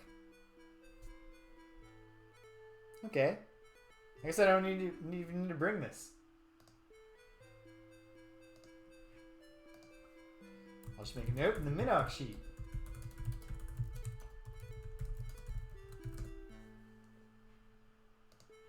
Okay.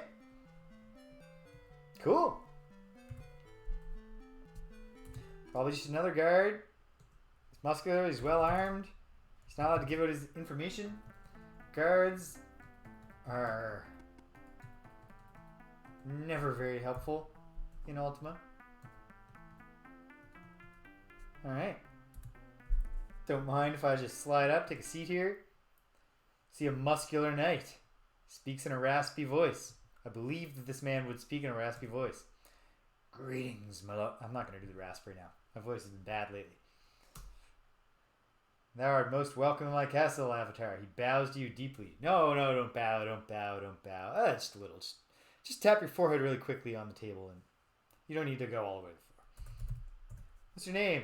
Simon. Yeah, I know. I shouldn't have asked you that. I'm sorry, Sir Simon. Simon? And what do you do here? He's the Lord. The Lord? Serpent's hold? What do you think about the principle of courage? Alright. Have a good time. Have a good one, Simon. I'll visit you again if someone ever gives me an idea of what you might want to talk about. Well-dressed woman. Oh, my Lord James, a sailor from Britain said thou would return to the land. How glad I am to see that it is true. And how glad I am too. It's great to be back. I'm sorry, remind me your name, dear? Tessa. Yeah, I know we... Tessa, if you would just display your name under your portrait the first time... Oh, no, Tessa. It's not about that. It's just that you're not important enough to me for me to remember your name. I don't want you to get the wrong idea here. What do you do, dear? Right. It's all come back to me now. I did find the clue British. And it said, the next clue is under a beehive in Minnock. So perhaps, sometime soon, we'll sail towards Minnock. I don't know. Maybe not. She also helped Simon run the town. That's fair. How fortunate we were to come here after the earthquake. Yeah, because you Didn't Simon and Tessa used to... I can't remember. Oh, now I'm super curious. Hold on. Opening the Ultima 5 sheet. Consulting my own notes. No. Can't just open it. My browser no longer remembers. I need to go to G Drive. I could just Google this from somebody else faster than I could look up my own notes, but it just feels right to use your own notes. Find Tessa. Lady Tessa. Yeah, they were at Border March. They were in hiding last time. But okay. Alright. So tell me about the Flame of Courage. Yeah, that makes sense. Tell me about your husband. Okay, yeah. Tell me about the earthquake. After thy last quest, there were many great earthquakes. Yeah, here, there's no more underworld. Maybe that's the gargoyles' problem. The island of Border March sank into the sea along with our keep. Well, there, I could have saved myself the trouble. Only through... The Avatar is standing here while Lady Tessa waits, just being like, Iolo, dig out the scrolls from the last time I was here. Only through great fortune did you make it off the island alive.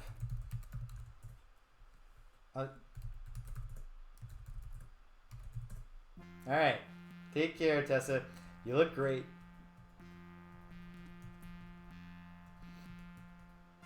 Okay. Let's go find out the process of making an official Order of the Silver Serpent shield. I assume Garrick will still be open for business. And happy to see us, surely.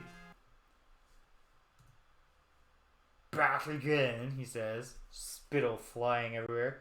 Yes, I'm back. Huh? Oh yeah, a serpent shield. He looks around. Then at the ceiling. It's the process written on the ceiling. He needs... Okay. Let's make these notes.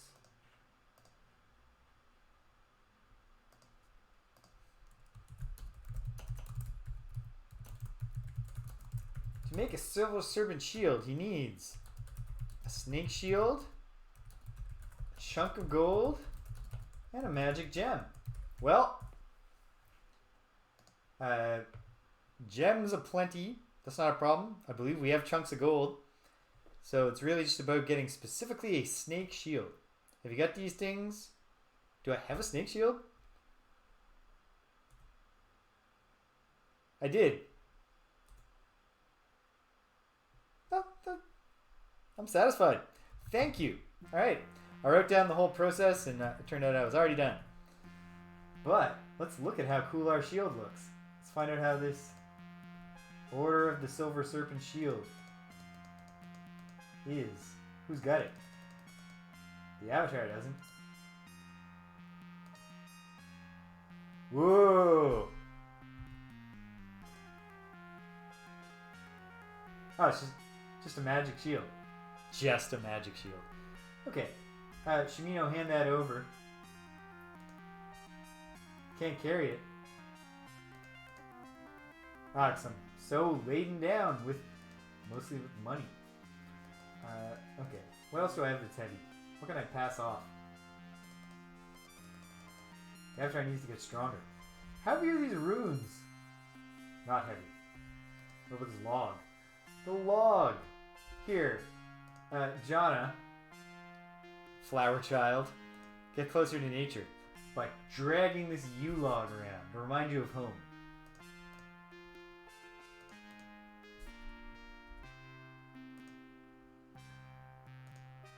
Alright. Now the Avatar has a magic shield. So what's the difference? Regular shield absorbs 3.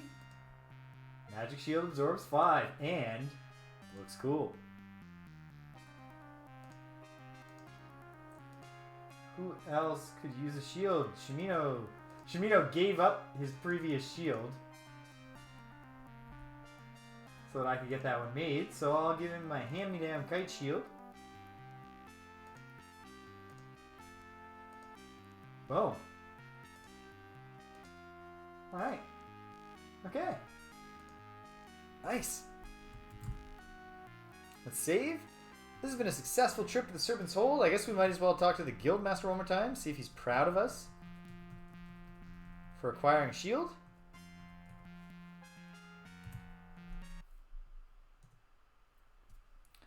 Check it out, Granada. I got my shield. I am proud of it. Thank you. Alright. It was just great meeting you. Sorry about you. I mean, frankly, I think you have a cooler job now than being the Greyhaven lighthouse keeper would have been. So I'm not that sympathetic to it. I mean, it's still sad when vital infrastructure is destroyed in an earthquake. So, okay. Cool. And on we go. Where does this lead? Roads go all over the place. Oh! We got a whole... Alright, there are more buildings here.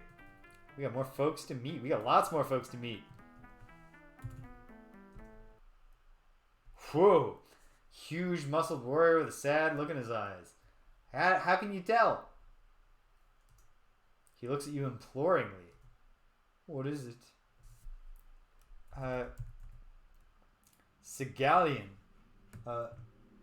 Oh no! This guy... Why did I close the Ultima 5 sheet? We're meeting all kinds of old friends. So who was Sigalian? Let me remind myself. Obviously he was from one of the keeps, and I guess they all got destroyed in the earthquake so that we don't have to deal with them.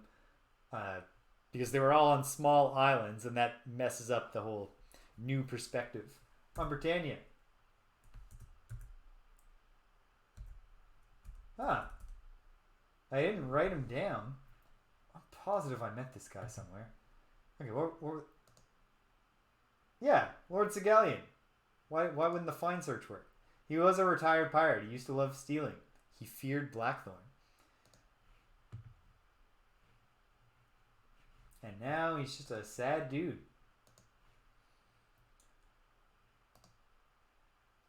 Don't be so sure. Don't be so sure.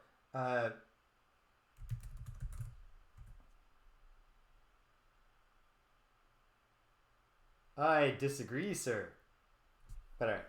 What do you do, Lord Sigalian? Me and by my profession, I would have to say a knight of Ashdalare. Oh yeah? What's that? A land unfamiliar to you, I'm sure, yes. Just as unfamiliar as yours is to me. Oh, you have no idea, buddy.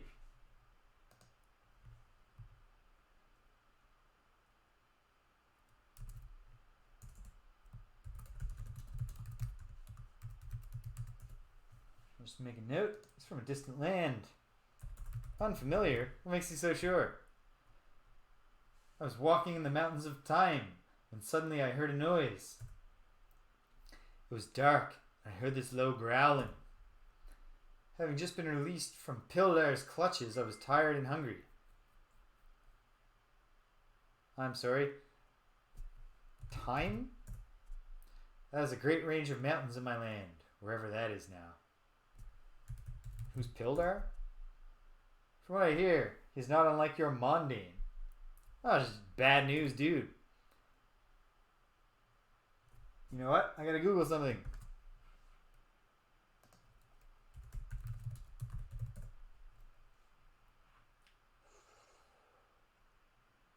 Nope. Okay. I was curious. Is this a crossover with another Origin Systems game? A quick Google suggests maybe not. Alright, you peered in the darkness, but you could find nothing. Suddenly a huge wall of blue flame appeared behind you. A blue flame? That sounds hot. Yes, blue like nothing I had seen in any spell. Anyway, just as I turned, the creature leapt from the woods. It hit me with such force. We both entered the blue flame together. Oh, this was not a flame, sir. We call these moon gates. Well, it didn't burn us. We just fell through to the ground beyond it. It's strange stuff. After struggling for a while, I finally managed to kill it. Congratulations. That's when I wandered into this community. So maybe you're just a totally different Lord Sigalian? I don't know. The people of this land are brave and honorable. They fed and clothed me when I discovered that my gold was not the same as yours. Well, even if it's not, I would still. I know it's a queer story, but it's true nonetheless. Are you claiming that word? Yes, it is. Still, if I could, I would like to join you on your quest. Perhaps one of the people in your land will know how to get me back to mine. Now at least I can thank your people by assisting you.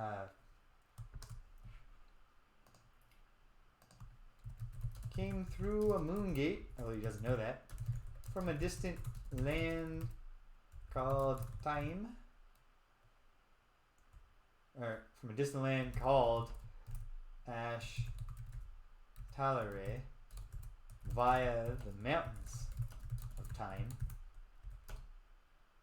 And then, what's your other thing? Would join if you had room. Well, perhaps in time we'll be back. Because honestly, I don't know that either John or Gwenno are in it for the long haul. Maybe they are. We'll see. We'll see. There's plenty of options for NPCs to recruit in this game. Well, Lord Sigalian, I must take my leave. See a tough-looking woman with a walk like a troll. She looks tough. She stares insolently at you. Do you bite your thumb at me, madam? What's your name? Morchella. It's a lovely name, dear.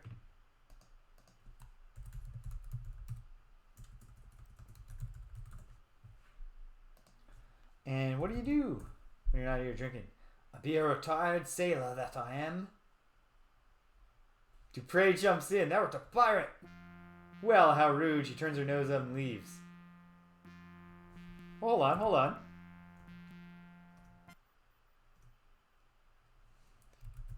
So you're a sailor? That's right, me bucko. Why, I've sailed with Lord British and Captain John. So Captain John, British, if you're listening at this exact moment, is that the same is Captain John the NPC that I never met in Ultima 5 who was marooned in the underworld, who accidentally gave rise to the Shadow Lords? He walks with a limp, you know. Afraid of mice, too, he is. Is that true of Richard Garriott? Huh. I wonder if that's the same Captain John. I wonder if he's really betraying humans for the gargoyles. You know, he might just be traumatized. You never know why the gargoyle cause could make sense to him. He offered to marry me, but of course I refused. Didn't want to be tied down. Oh, who does? Who does? Would you marry me? Yeah, me either. Me either. I'm just playing.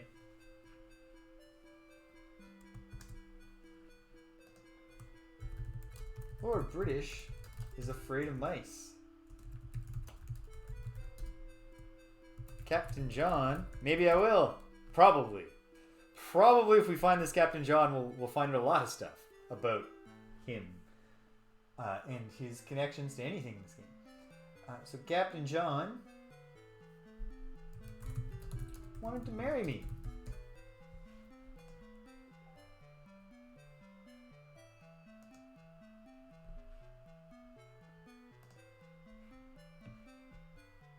Had a message that said, it doesn't matter. We don't need to recount my private correspondence. Sorry, I got distracted by a message.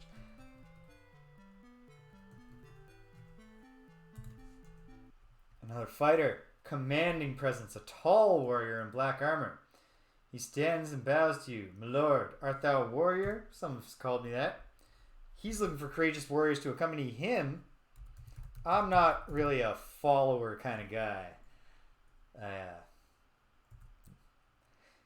It is foolish to be courageous unless one is backed by a well-trained force of fighters. Well, what if you have some good fighters and your buddy's wife, but she's got a boomerang, and your hippie friend, and she's got a boomerang? Unless one happens to be the Avatar, I imagine. Well, funny you should mention that.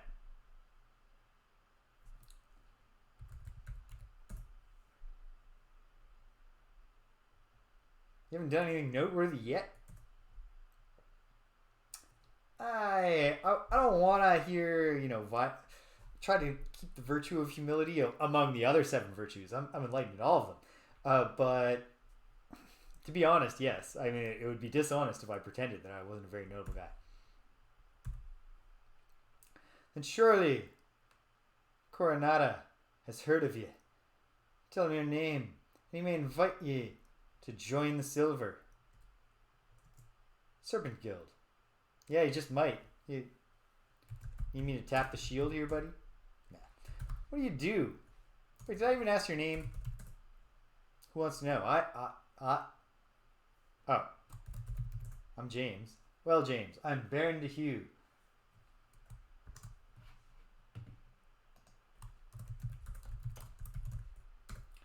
Baron de Hugh. And what do you do? He's a mercenary now, but not always. So you're gathering an army. My plan is to build my reputation as a great fighter.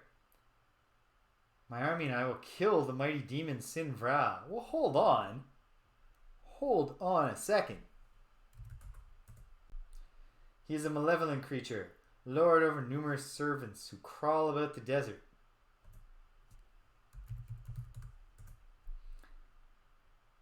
Yeah, I know.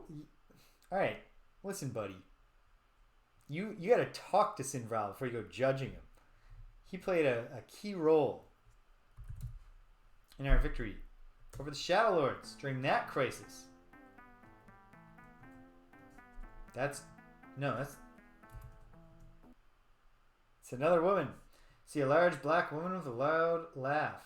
She does look like she'd have a loud laugh. Hello, hello, she cries, clapping her hands together. What can I get you? What's your name, dear? Amanda, but you can call me Miss Mandy. Okay, I'll call you Miss Mandy. I'll call you whatever you want me to. Alright. What do you do here? Hey, he sells whey bread. That sounds neat. It's whey bread. Oh, she just wants to sell it to us right away. Well, I do want to try some. Yeah. I am kind of skinny right now. Alright. What else? No, this is about it. I will tell my friends. I will. Don't you worry. I'm gonna go talk to your chef. A man with a wide bottom. Can't tell from the portrait, but I believe it. His voice is almost like a woman's. Ooh, you look so thin. Here, have a bite of bread. He gives you a roll. It's still warm from the oven. Thank you. It's one of the 8 mantras, isn't it? Oh, do you know some mantras? I know all the mantras. Sandy says the mantra of eating is yum, my lord. That's a good joke.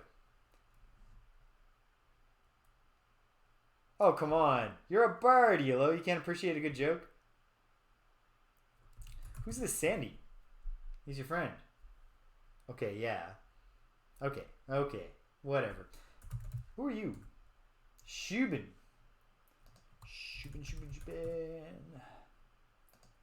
And, what do you do? Wait, hold on. Should make a note that Baron de Hugh wants to kill Sin Vrao. Okay. Yeah, sorry, what do you do? You cook. Yeah, no shit. What do you cook? You cook is like being an adventurer. How so?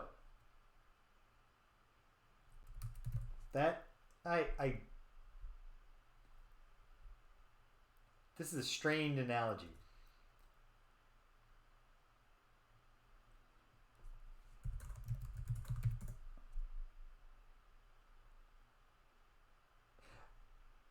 Okay, I gotta take a tiny intermission, run to the washroom. I'll be right back, and I have a story.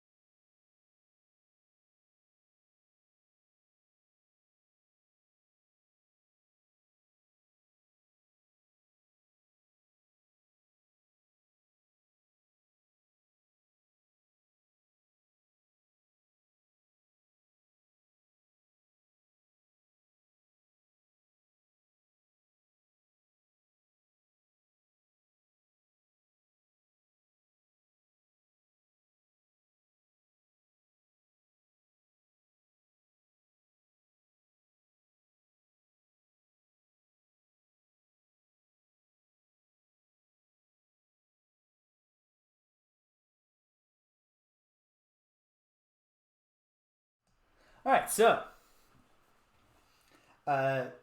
speaking of strained analogies, had in my third year course that I teach, a course called like Engineering and Society. It's just kind of a let's think about the careers that you're pursuing and how they're going to impact the world, and learn a little bit about how the profession is regulated, these kinds of things.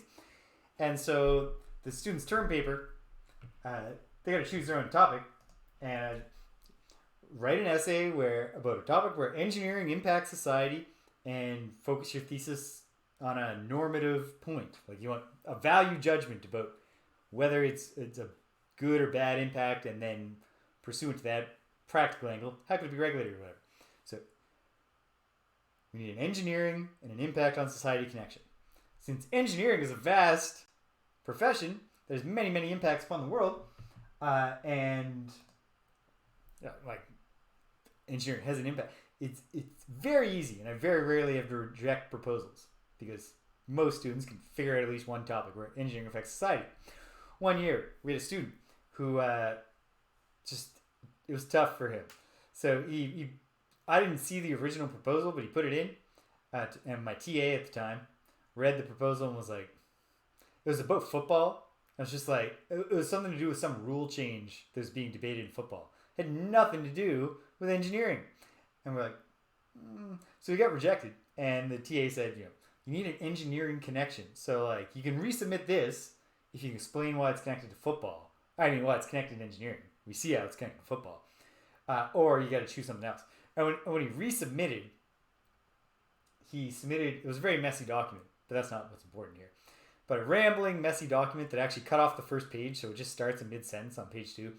And saying, just rambling about a whole bunch of different things that football fans argue about, again, with no clear engineering connection. And then he said, very end, this is connected to engineering because engineers work in teams, and so do football players.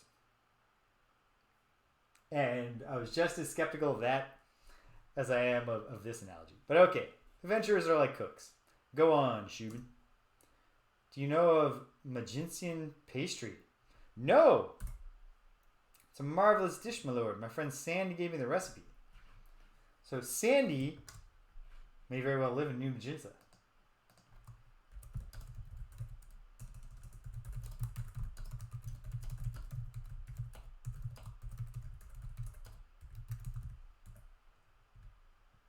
Okay. Thanks, Shubin. He's only missing one ingredient. Sure would appreciate it if you brought it back for me if you came along across one of your travels, my lord. Sure. If you could find time for old Shubin, that is.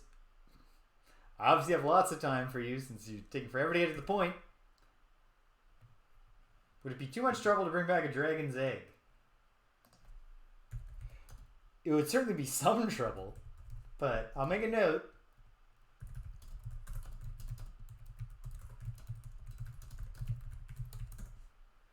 If we find a dragon's egg, we can enjoy some Magincian pastry. No, it wouldn't. Okay, good. I was worried there because the way you phrased the question, the affirmative is to actually say no. No, it would not be too much trouble. But I thought, will the game just be like, yes is the affirmative? Seems like you got it. Okay. The dragon's egg. Where might I find a dragon's egg? No. I was wondering if you had a clue. Alright. Bye-bye.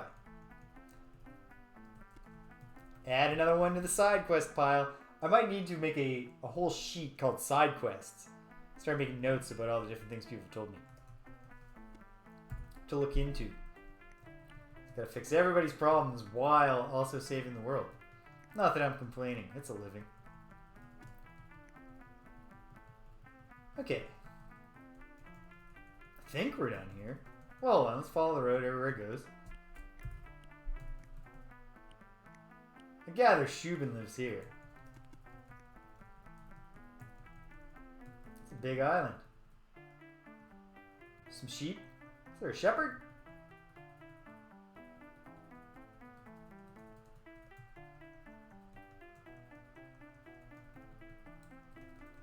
Boom, boom, boom, boom, boom, boom, boom. We're zipping around. Coming on down. Not just lots of sheep with no shepherd. So for a second I thought like, oh, maybe Sandy with the Magincian pastry recipe actually lives here. Just on account of Magincians often being shepherds. Okay, well, I mean, I think that's what I'm gonna find here. Productive visit. Fun stuff. Well, looks like from here, like, I could go east, see what's happening at Blackthorn's castle. I can go... There's an island that may or may not have something going on. Just a little bit to the north and west of Blackthorn's castle. And then, of course, Magincia is right up there. So, I doubt we'll get to all these places, because I've shortened my streams lately just because there's a lot of work to be done. Putting this place together. And also getting my semester done. So I'm probably stopping in like a half hour. But for now, we head east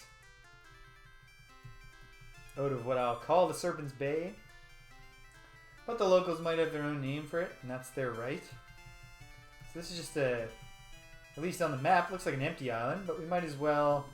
Oop, can't navigate the ship around there that way. We might as well look around, see if we see something worth investigating. Insects! Fire the ship's cannon quickly before they get on us and we have to deal with all that mess.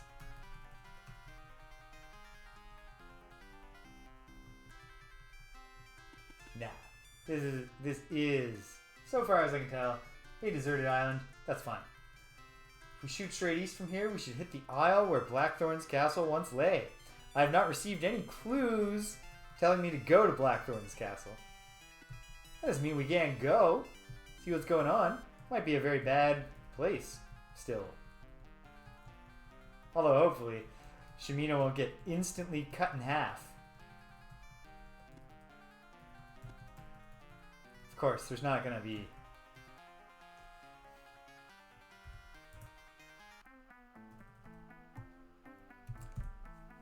Not going to be a dock here. Blackthorn wasn't exactly trying to welcome seafarers. And that was before, we shut down his whole reign. Oh, the actual castle must be to the east of where I docked.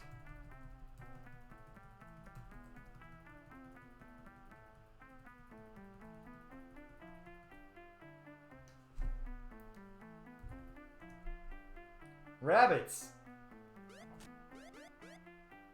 Okay. Violent rabbits. We gotta kill the... And also, there is a dock. So let's go back to our ship.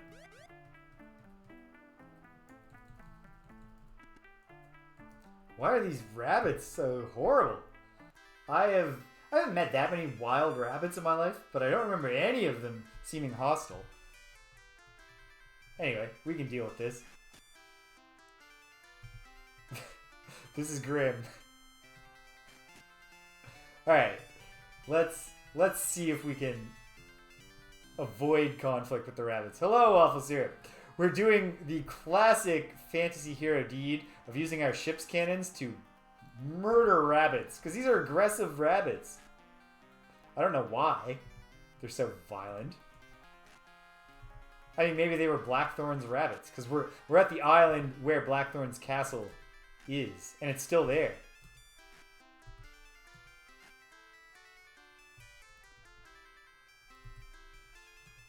Oh.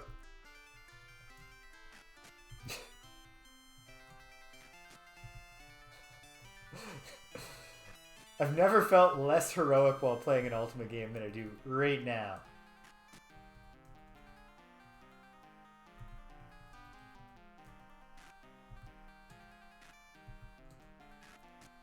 Oh, they keep on coming.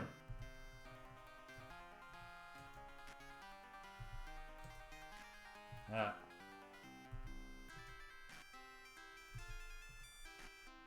Okay. Let's get off the ship and heroically butcher the rabbits with our hands. You know what? We don't need to be in battle mode to do this. The Avatar can chop up the rabbits on his own.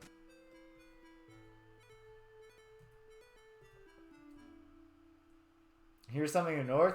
Is it more rabbits, Shimino?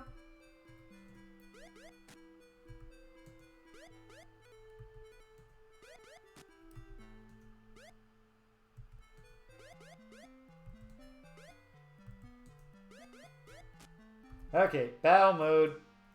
See if someone else has better luck killing these rabbits than the Avatar. Save your ammunition for now.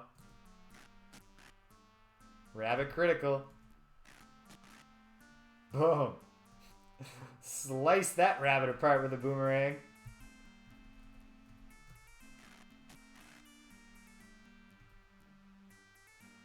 I am mystified by everything that's happening here.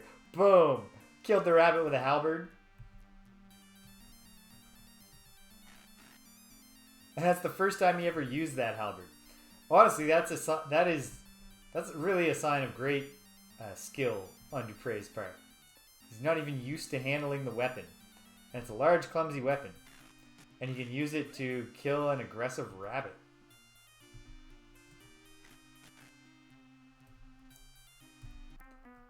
Victory!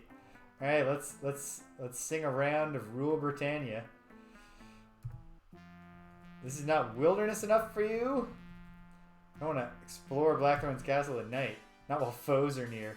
More fucking bunnies, huh? Okay, you know what? We're pulling an all-nighter, team. Light a torch, because we don't want to stumble in a room where we get surrounded by bunnies. No free hand. Well, Shimino, can you just think this through a little? Alright.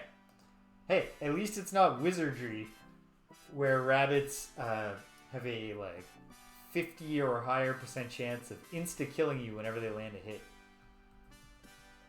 In what I'm told. This is a Monty Python joke. Oh, of course it's locked. Do we have lockpicks?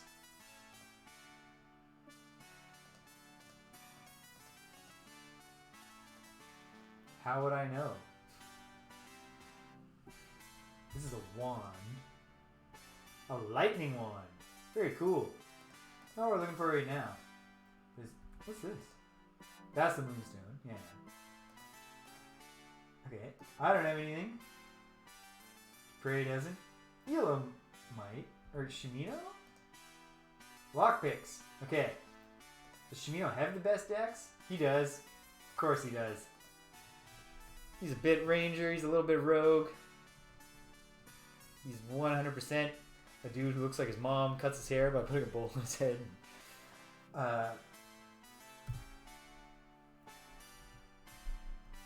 Alright, get us in, Shimino. Is that our enemy?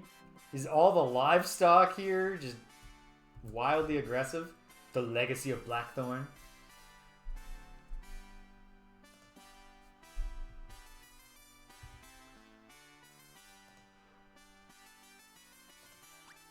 He broke. No effect. No effect. No effect. I think we're getting no effect because we broke the thing on the door. Okay. Okay.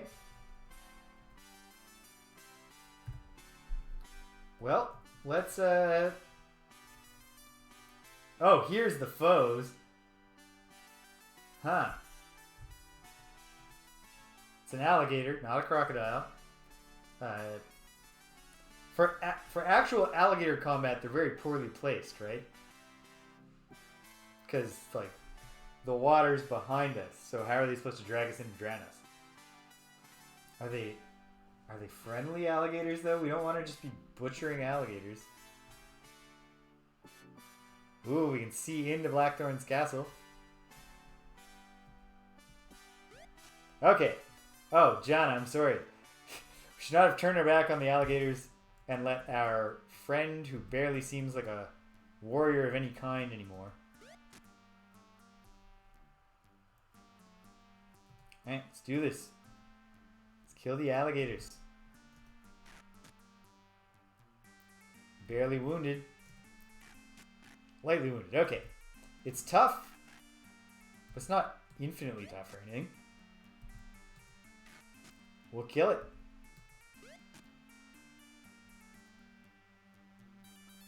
Alright. Jana, you hold tight.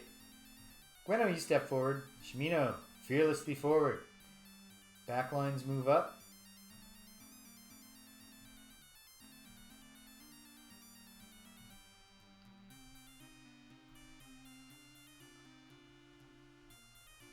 Shimino, take one more step before we start fighting here. Against this one. No, Iolo, don't shoot yourself. Oh, this one's going down quick. Whoops. Oh no! Wasted the Avatar's chance to get a kill. Whoops! Then tried to get Iolo to stab himself. Or Shimino. And then Iolo wanted to, it was like, I'll shoot him. He failed to hit himself. Still critical. Still critical. Shimino gets the glory.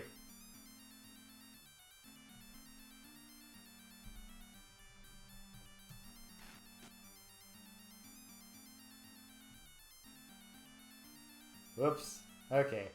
That was wasteful. Inefficient. Ooh, sorry to pray.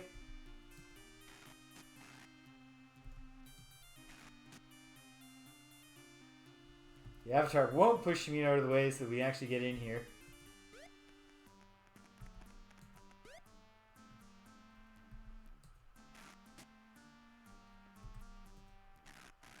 Whoops.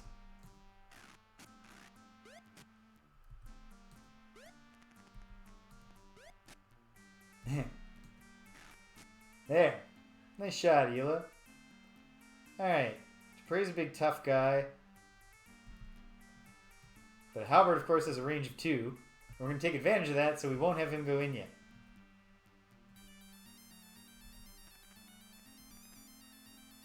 Shimino can go in first.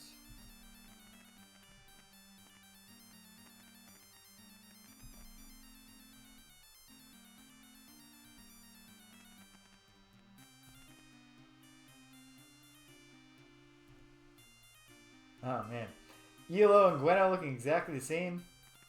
Not ideal for tactical navigation in combat.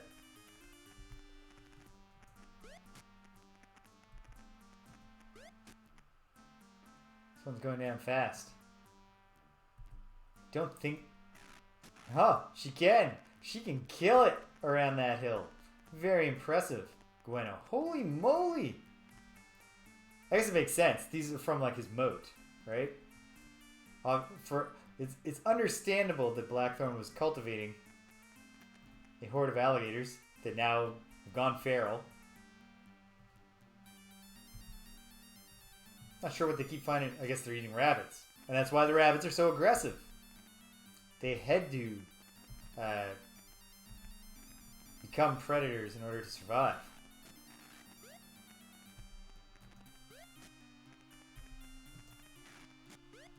Another alligator dead.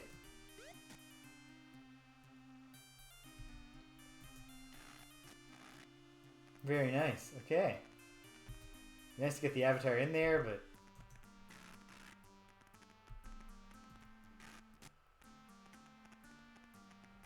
Yeah, okay.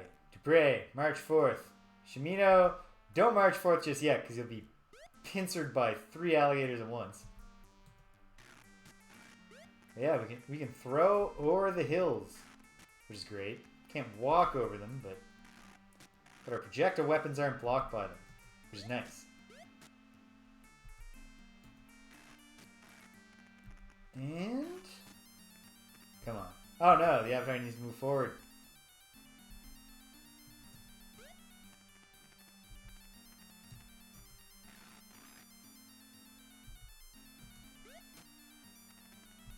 Prey showing off his reach, ignoring the ones right next to him.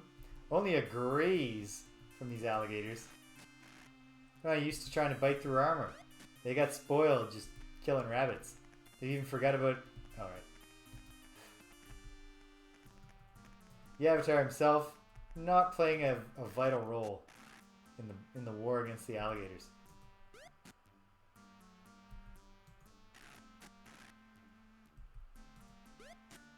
Kill for for Shimino. And this wall is going to block the shot, isn't it?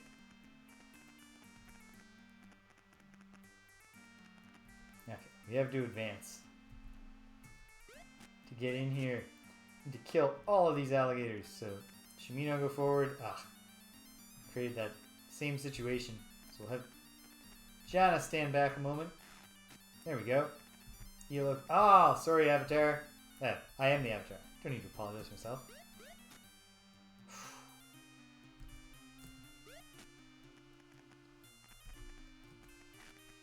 Well, whatever else you want to say about these alligators, we're not great fighters. Oh my goodness. Once again, the Avatar doesn't get in, but I'm moderately confident we'll get him in there next time. I'm bluffing. I have no confidence.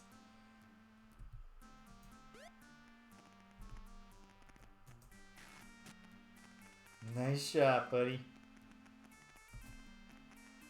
The Avatar moves forward. No longer to the front lines, but that is what it is. Oh.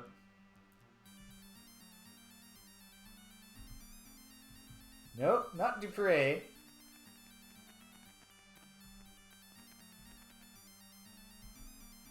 Okay.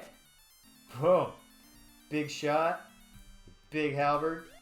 Big man.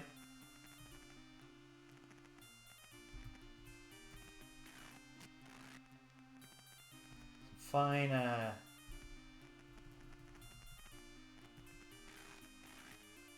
Oh, I was aiming at Shimino there. Fortunately, we didn't hit him. Boom. Kills that alligator.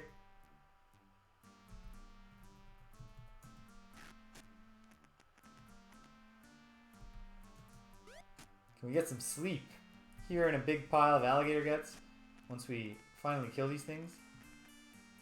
We shall see.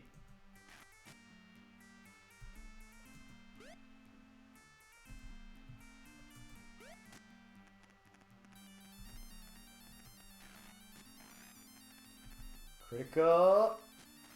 Still critical. Dead.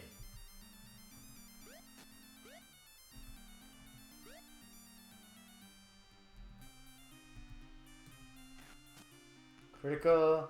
Leaving this one for the Avatar.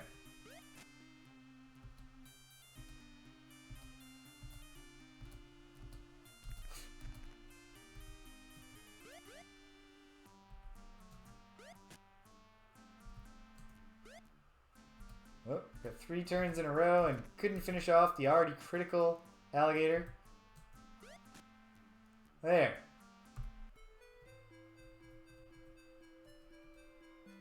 We're all dead. I don't get the feeling we're gonna find a lot, but Shimino, check those guts out. Yeah. Fair enough.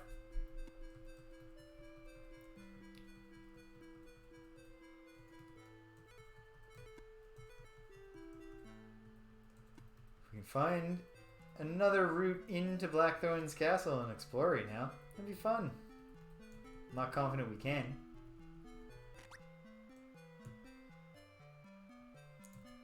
Something is messing with us. Other gremlins?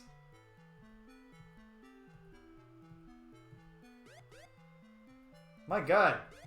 Yep, even the livestock is violent. We're not? No. I'm a vegetarian. Not murdering the cows.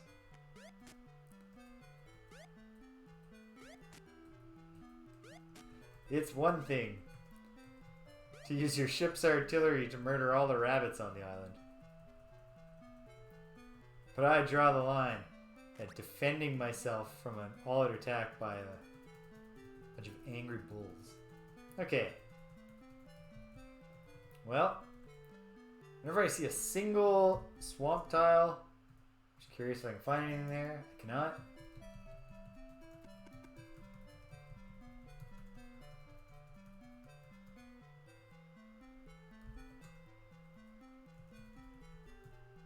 Explore the island thoroughly, but I get the feeling that we either need to find a key.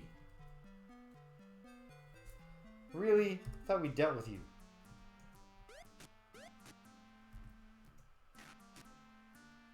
Whoops.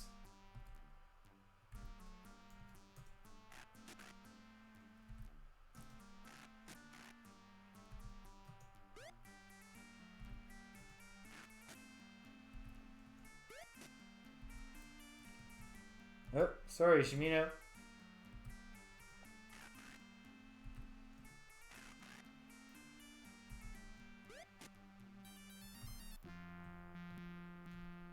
More. Holy moly. Alright, forget it. No, just run, folks. We're going to be washing alligator blood out of our clothes for weeks as it is. Alright. Alligators spawn quickly. Oh, no! The rabbits have respawned. We're charging. No. I've had enough. I've had enough of this shit. All aboard. Anchors away. Mental note. We either need the key to Blackthorn's castle or we need to level up to much higher dexterity or we need a magic spell that opens doors. We have options. In fact, why don't I look at the compendium really quickly? Find myself when and what circle I may come into possession of the ability to magically open doors.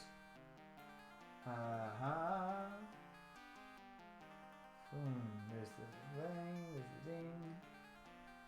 Stuff for weapons. Here we are. First circle. It's not first circle, go figure. Second circle. Unlock magically sealed chests and drawers, but not just open a door.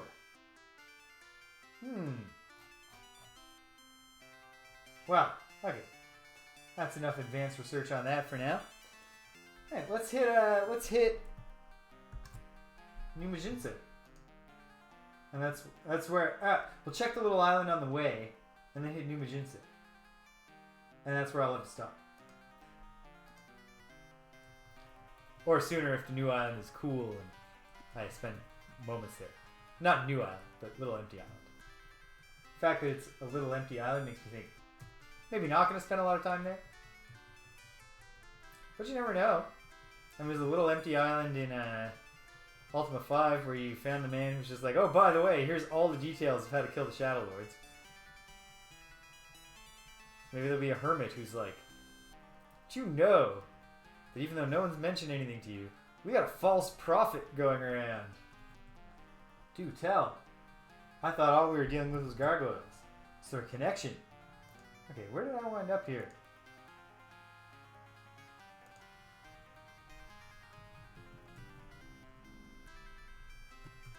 Oh, you know what? I don't have my one gimmick gem anymore, do I? Gotta navigate carefully, because I gave it away to get my shield. I think it was worth the trade, especially now that we have tons of money. We could buy a few gems. We can stop, for all intents and purposes, robbing the guild shop masters. Hey, this is that weird little island. So let's see what's here. Lots of swamp. Little patch of space. As always, you think there's something there? Doesn't seem to be. Maybe at some point we'll have a shield and we'll come back and shovel. Sorry. Shovels and shields. Remember, we used to associate them with each other prior to, you know, Hydra poisoned.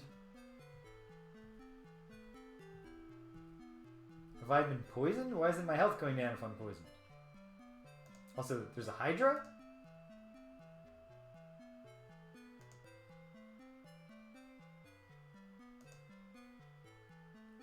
Or did the Hydra get poisoned?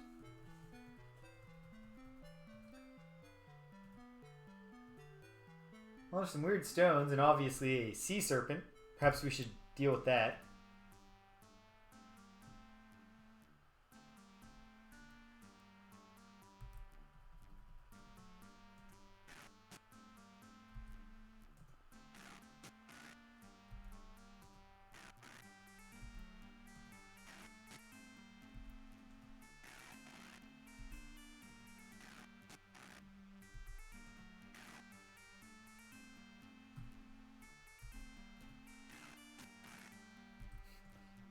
The front lines are just not getting their shots in. Here we go.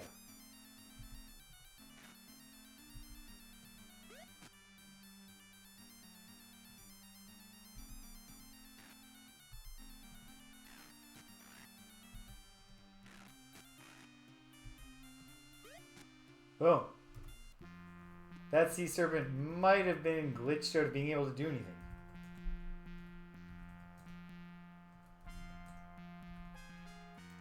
Weird stones, but they don't seem to be hiding anything. Is there a Hydra on this island? Why did it say Hydra poisoned? Said it again. And Shimino hears something to the south. Is it a Hydra? It is. That looks like a serious thing. Let's run up here a little. Put a save down. So we might need to take evasive maneuvers to deal with this Hydra.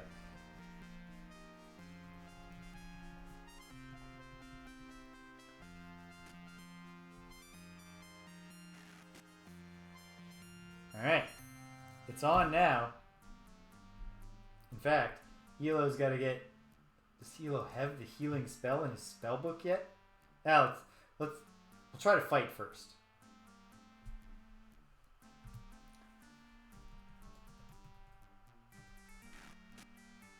Lightly wounded. Alright, forward, brave companions. Heavily wounded. Alright, this thing's not actually nearly as fearsome as it looks or as its mythic reputation might suggest to us. Thus far, but who knows? Who knows? Gwenno's actually got a step closer.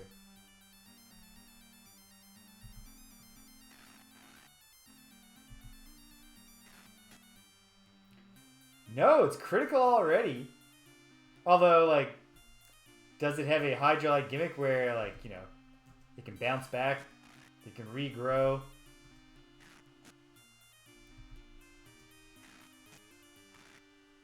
Hydra killed.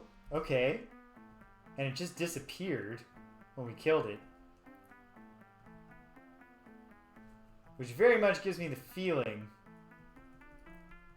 that it probably responds or something. At any rate, this was a very interesting... this island is interesting. Hydra poison. Is there another... Yeah, the Hydra is back, isn't it? Yeah. Okay. Cool. Mental note. Hydra Island is what this little place is.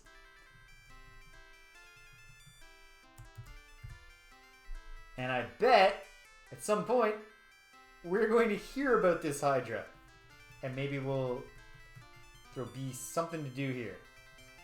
Meanwhile, I mean, it might just die from the poison.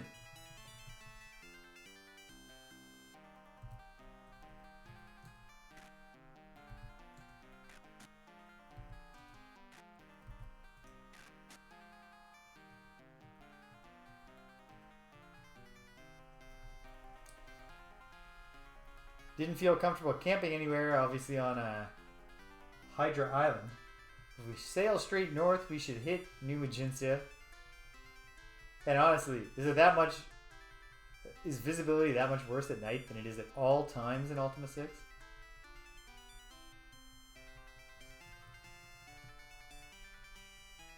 Ah! Land ho. This is probably New Magincia. It's certainly a place where folks can dock their ship. Farms. So, problem here, of course, is that it's probably all civilization, so we're not allowed to just sleep in the street. sleep in the dirt. Okay, what about right over here? Okay, good. Just on the outskirts of town, we are able to rest some. Looks like I'm having a little internet issue. I think we'll be okay. Last for 9 hours. Iolo, buddy, you're on it. And keep that tune going until we're asleep. Oh dear. Oops. Wasted most of the day not realizing how late at night it was when I went to sleep. And like the humble folk of New Magincia probably... Well, they're not going to look down on it. But like, if there's anyone in Ultima who, in Britannia, who I think probably does stick to rising early. Short man dressed in shepherd's clothing. That checks out. Doesn't say anything about him being boyishly handsome. But I would say that he is. Okay, hold on. Starting my New Magincia sheet. Placing it between... Oops. No, I'm dragging the wrong thing. Placing it between Moonglow and Pause. I have the Moonglow sheet set up, even though I haven't been there yet. Setting up my wrap text cells. This is where we'll wrap up for the day, and probably not with a comprehensive talking to folks in New Magincia. Well, let's talk to some of them, because the folks in New Magincia and Ultima 5 were some of the most interesting people for all their humble roots. They were, you know, really thoughtful and cool to talk to. Hi there. Hello. Is there anything I can do for you today? You can tell me your name, son. Once he was Arendir the Mighty. Now he lives a modest life. But you still work out? You still lift, bro? Used to be a powerful and wealthy mage. He wore silk robes and fine jewelry. He had his own castle. But went to the Shrine of Humility. Meditating there, he had an idea. Give it all up. Quit the practice of magic. And live as a shepherd. It's up there, for sure. Yeah, he wants to make sure we know how much he gave up. Although, he's also saying the greatest act of humility a man could perform. You know, he's working on it. Okay, you said a lot just now. I need you to tell me the whole story again. So I can see your keywords. Castle, shrine. Oh, there are only two. You had a castle, but you don't anymore. Shrine of Humility. Anything I should know about it? Oh yeah. What was the mantra?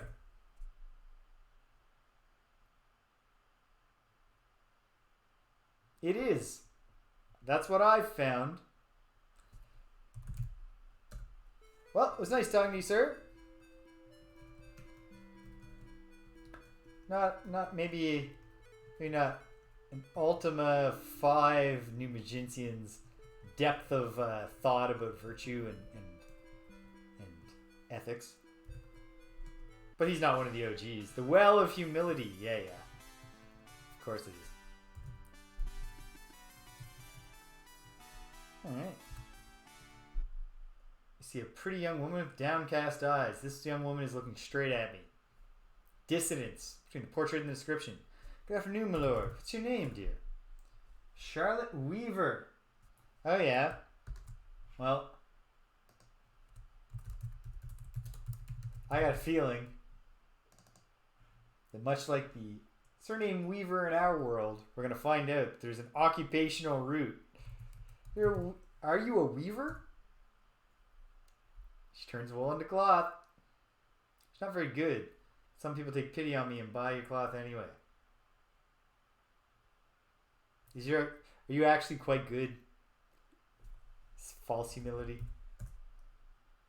I will. Okay. I know that we kind of covered this. Yeah. You know anything about the Rune of Humility? Yeah. Of course. No. I don't want you to step outside your place. Alright. It was nice meeting you, Charlotte. I gather that probably you're more into functional conversations. A plump, jovial fellow chewing on a leg of lamb. He is. That is captured in the portrait. Welcome to the humble palate. Yeah. Laying it on a bit thick. Dunbar. Well, it's nice to meet you, Dunbar. Does the mayor of New Magincia refuse to go by Lord Mayor? I'm just a regular mayor. I'm the common mayor. What do you do here? He sells a bunch of stuff, but not even the humble ration. I guess the rations are made of mud. Cool. Well, you know anything about the rune? Yeah, it's all good. It's all good.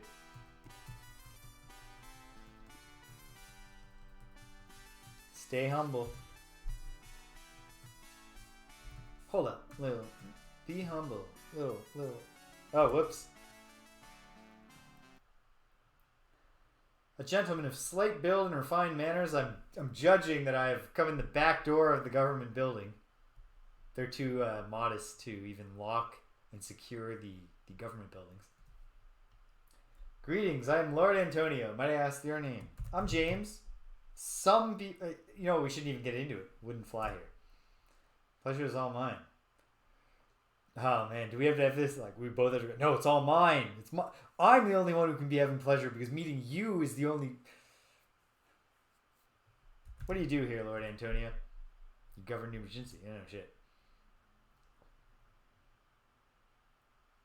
Alright, well first, I know the story, but you tell me the story. Yeah. We gotta practice the virtue of valor by seeing who can fucking hold their ground until the other person is like, fine. I'm the only one having... I am having pleasure. Or, no, I'm not. Only you. Humility. The most humble one amongst us knows the mantra. The guy who's bragging about how humble he is the one you consider the most humble? Thou canst find out who that is and tell me, I will give thee the rune. Dost thou know who is the most humble person in this town? I think so. It is not fitting that thou shouldst guess. Okay. Hold on a second. I should have looked at my own notes here. No, Lum is the mantra of humility. Orendir told me that. Okay.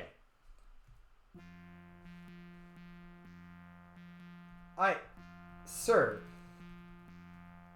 going by your own rules. Alright. It's no big deal.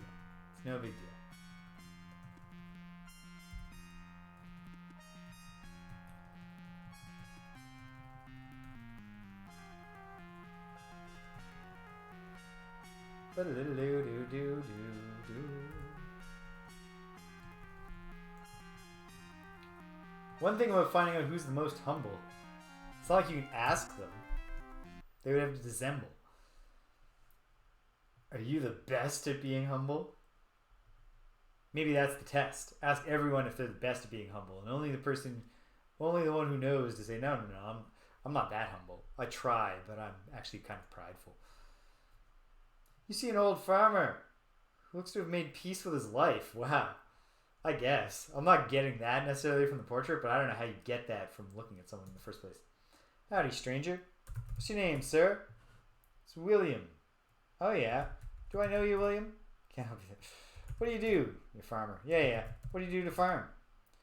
Working the earth is the lowest form of labor, but it provides food for them as writes books, plays music, and other such things. Surely 'tis a humble living to devote your life to farming.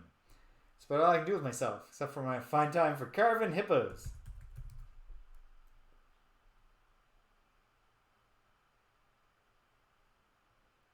Yeah, maybe that's it. You can see a divot that he used to furrow his brow, but right now it's unfurrowed. Okay, so cool. The old man gets a fiendish gleam in his eyes. He reaches into his pouch, takes out a small wooden hippo. Ain't she pretty? Yes. If I don't make the prettiest golden hippos you ever did see, you can call me Mortimer. Who's Mortimer? He's a mighty foolish fellow. Well, at any rate, this is not the most humble man in New Magincia by any means.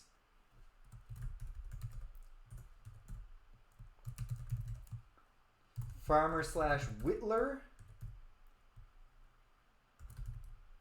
Mortimer is a foolish fellow.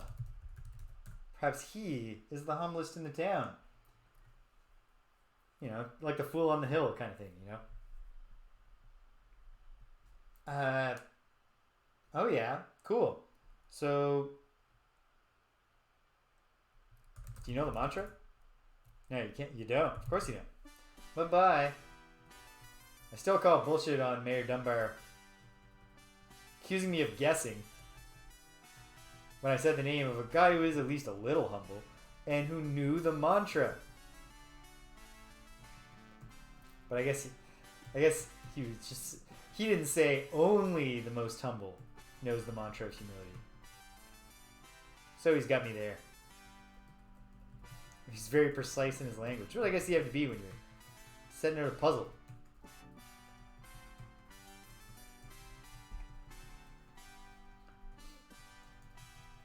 Now we're just looking around.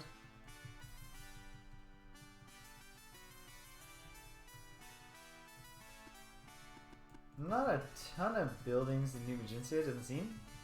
Or I'm just not looking in the right spot. Dun dun dun dun dun dun. La da da la la da dun dun. There's something weird here. No, just a tile. It's an oddly placed tile. Nothing special about it though. Okay. Just one farmer for all the fields?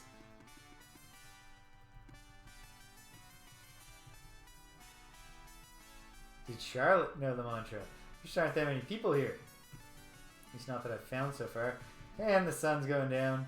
Now there's someone gone to bed. Of course. Of course the people in New Magincia aren't staying up all hours of the night. Okay. You know what? Any minute now I'm going to be getting inquiries about why I'm not done. So, probably a good time to wrap up. Got some more work to do tonight. Like, put my home together and then back to work tomorrow. But hey, without accomplishing a single one of the things that I set out for myself to do at the start, I've done a bunch of things. And we got a bunch of things to do, and besides just the general task of going around looking at things. So when we get back here, we'll keep searching New Magincia, try to find out, see if we can find this Mortimer, see how humble he is. You know, might swing by Moonglow, hit the Lyceum. We could, if we find the Rune of Humility, obviously we'll shoot over to the Isle of the Avatar, see if we can free that shrine. I want to go talk to my old buddy Sinvral, the demon. There's a ton to do. So that's great. Terrific game. All right. So, folks, this week, you know, Greg and I might do something on Thursday. Someday soon, my buddy Greg and I are starting a new show because nobody cares about our wrestling show. We're going to play beat 'em ups. Just play classic beat 'em ups. The show's going to be called Greg and James Beat 'em Up. Friday Night Forgotten Circles will be back on Friday. And I'll be back next weekend playing Star Patrol 2 on Saturday, Ultima 6 on Sunday. That's where it is. Hope to see you here. If you stuck around to the end, thanks for tuning in. If you came and you left, can't hear my voice, still glad you tuned in. And that's it. So until the next time that our paths cross again, take care of yourselves and be kind to everyone you meet.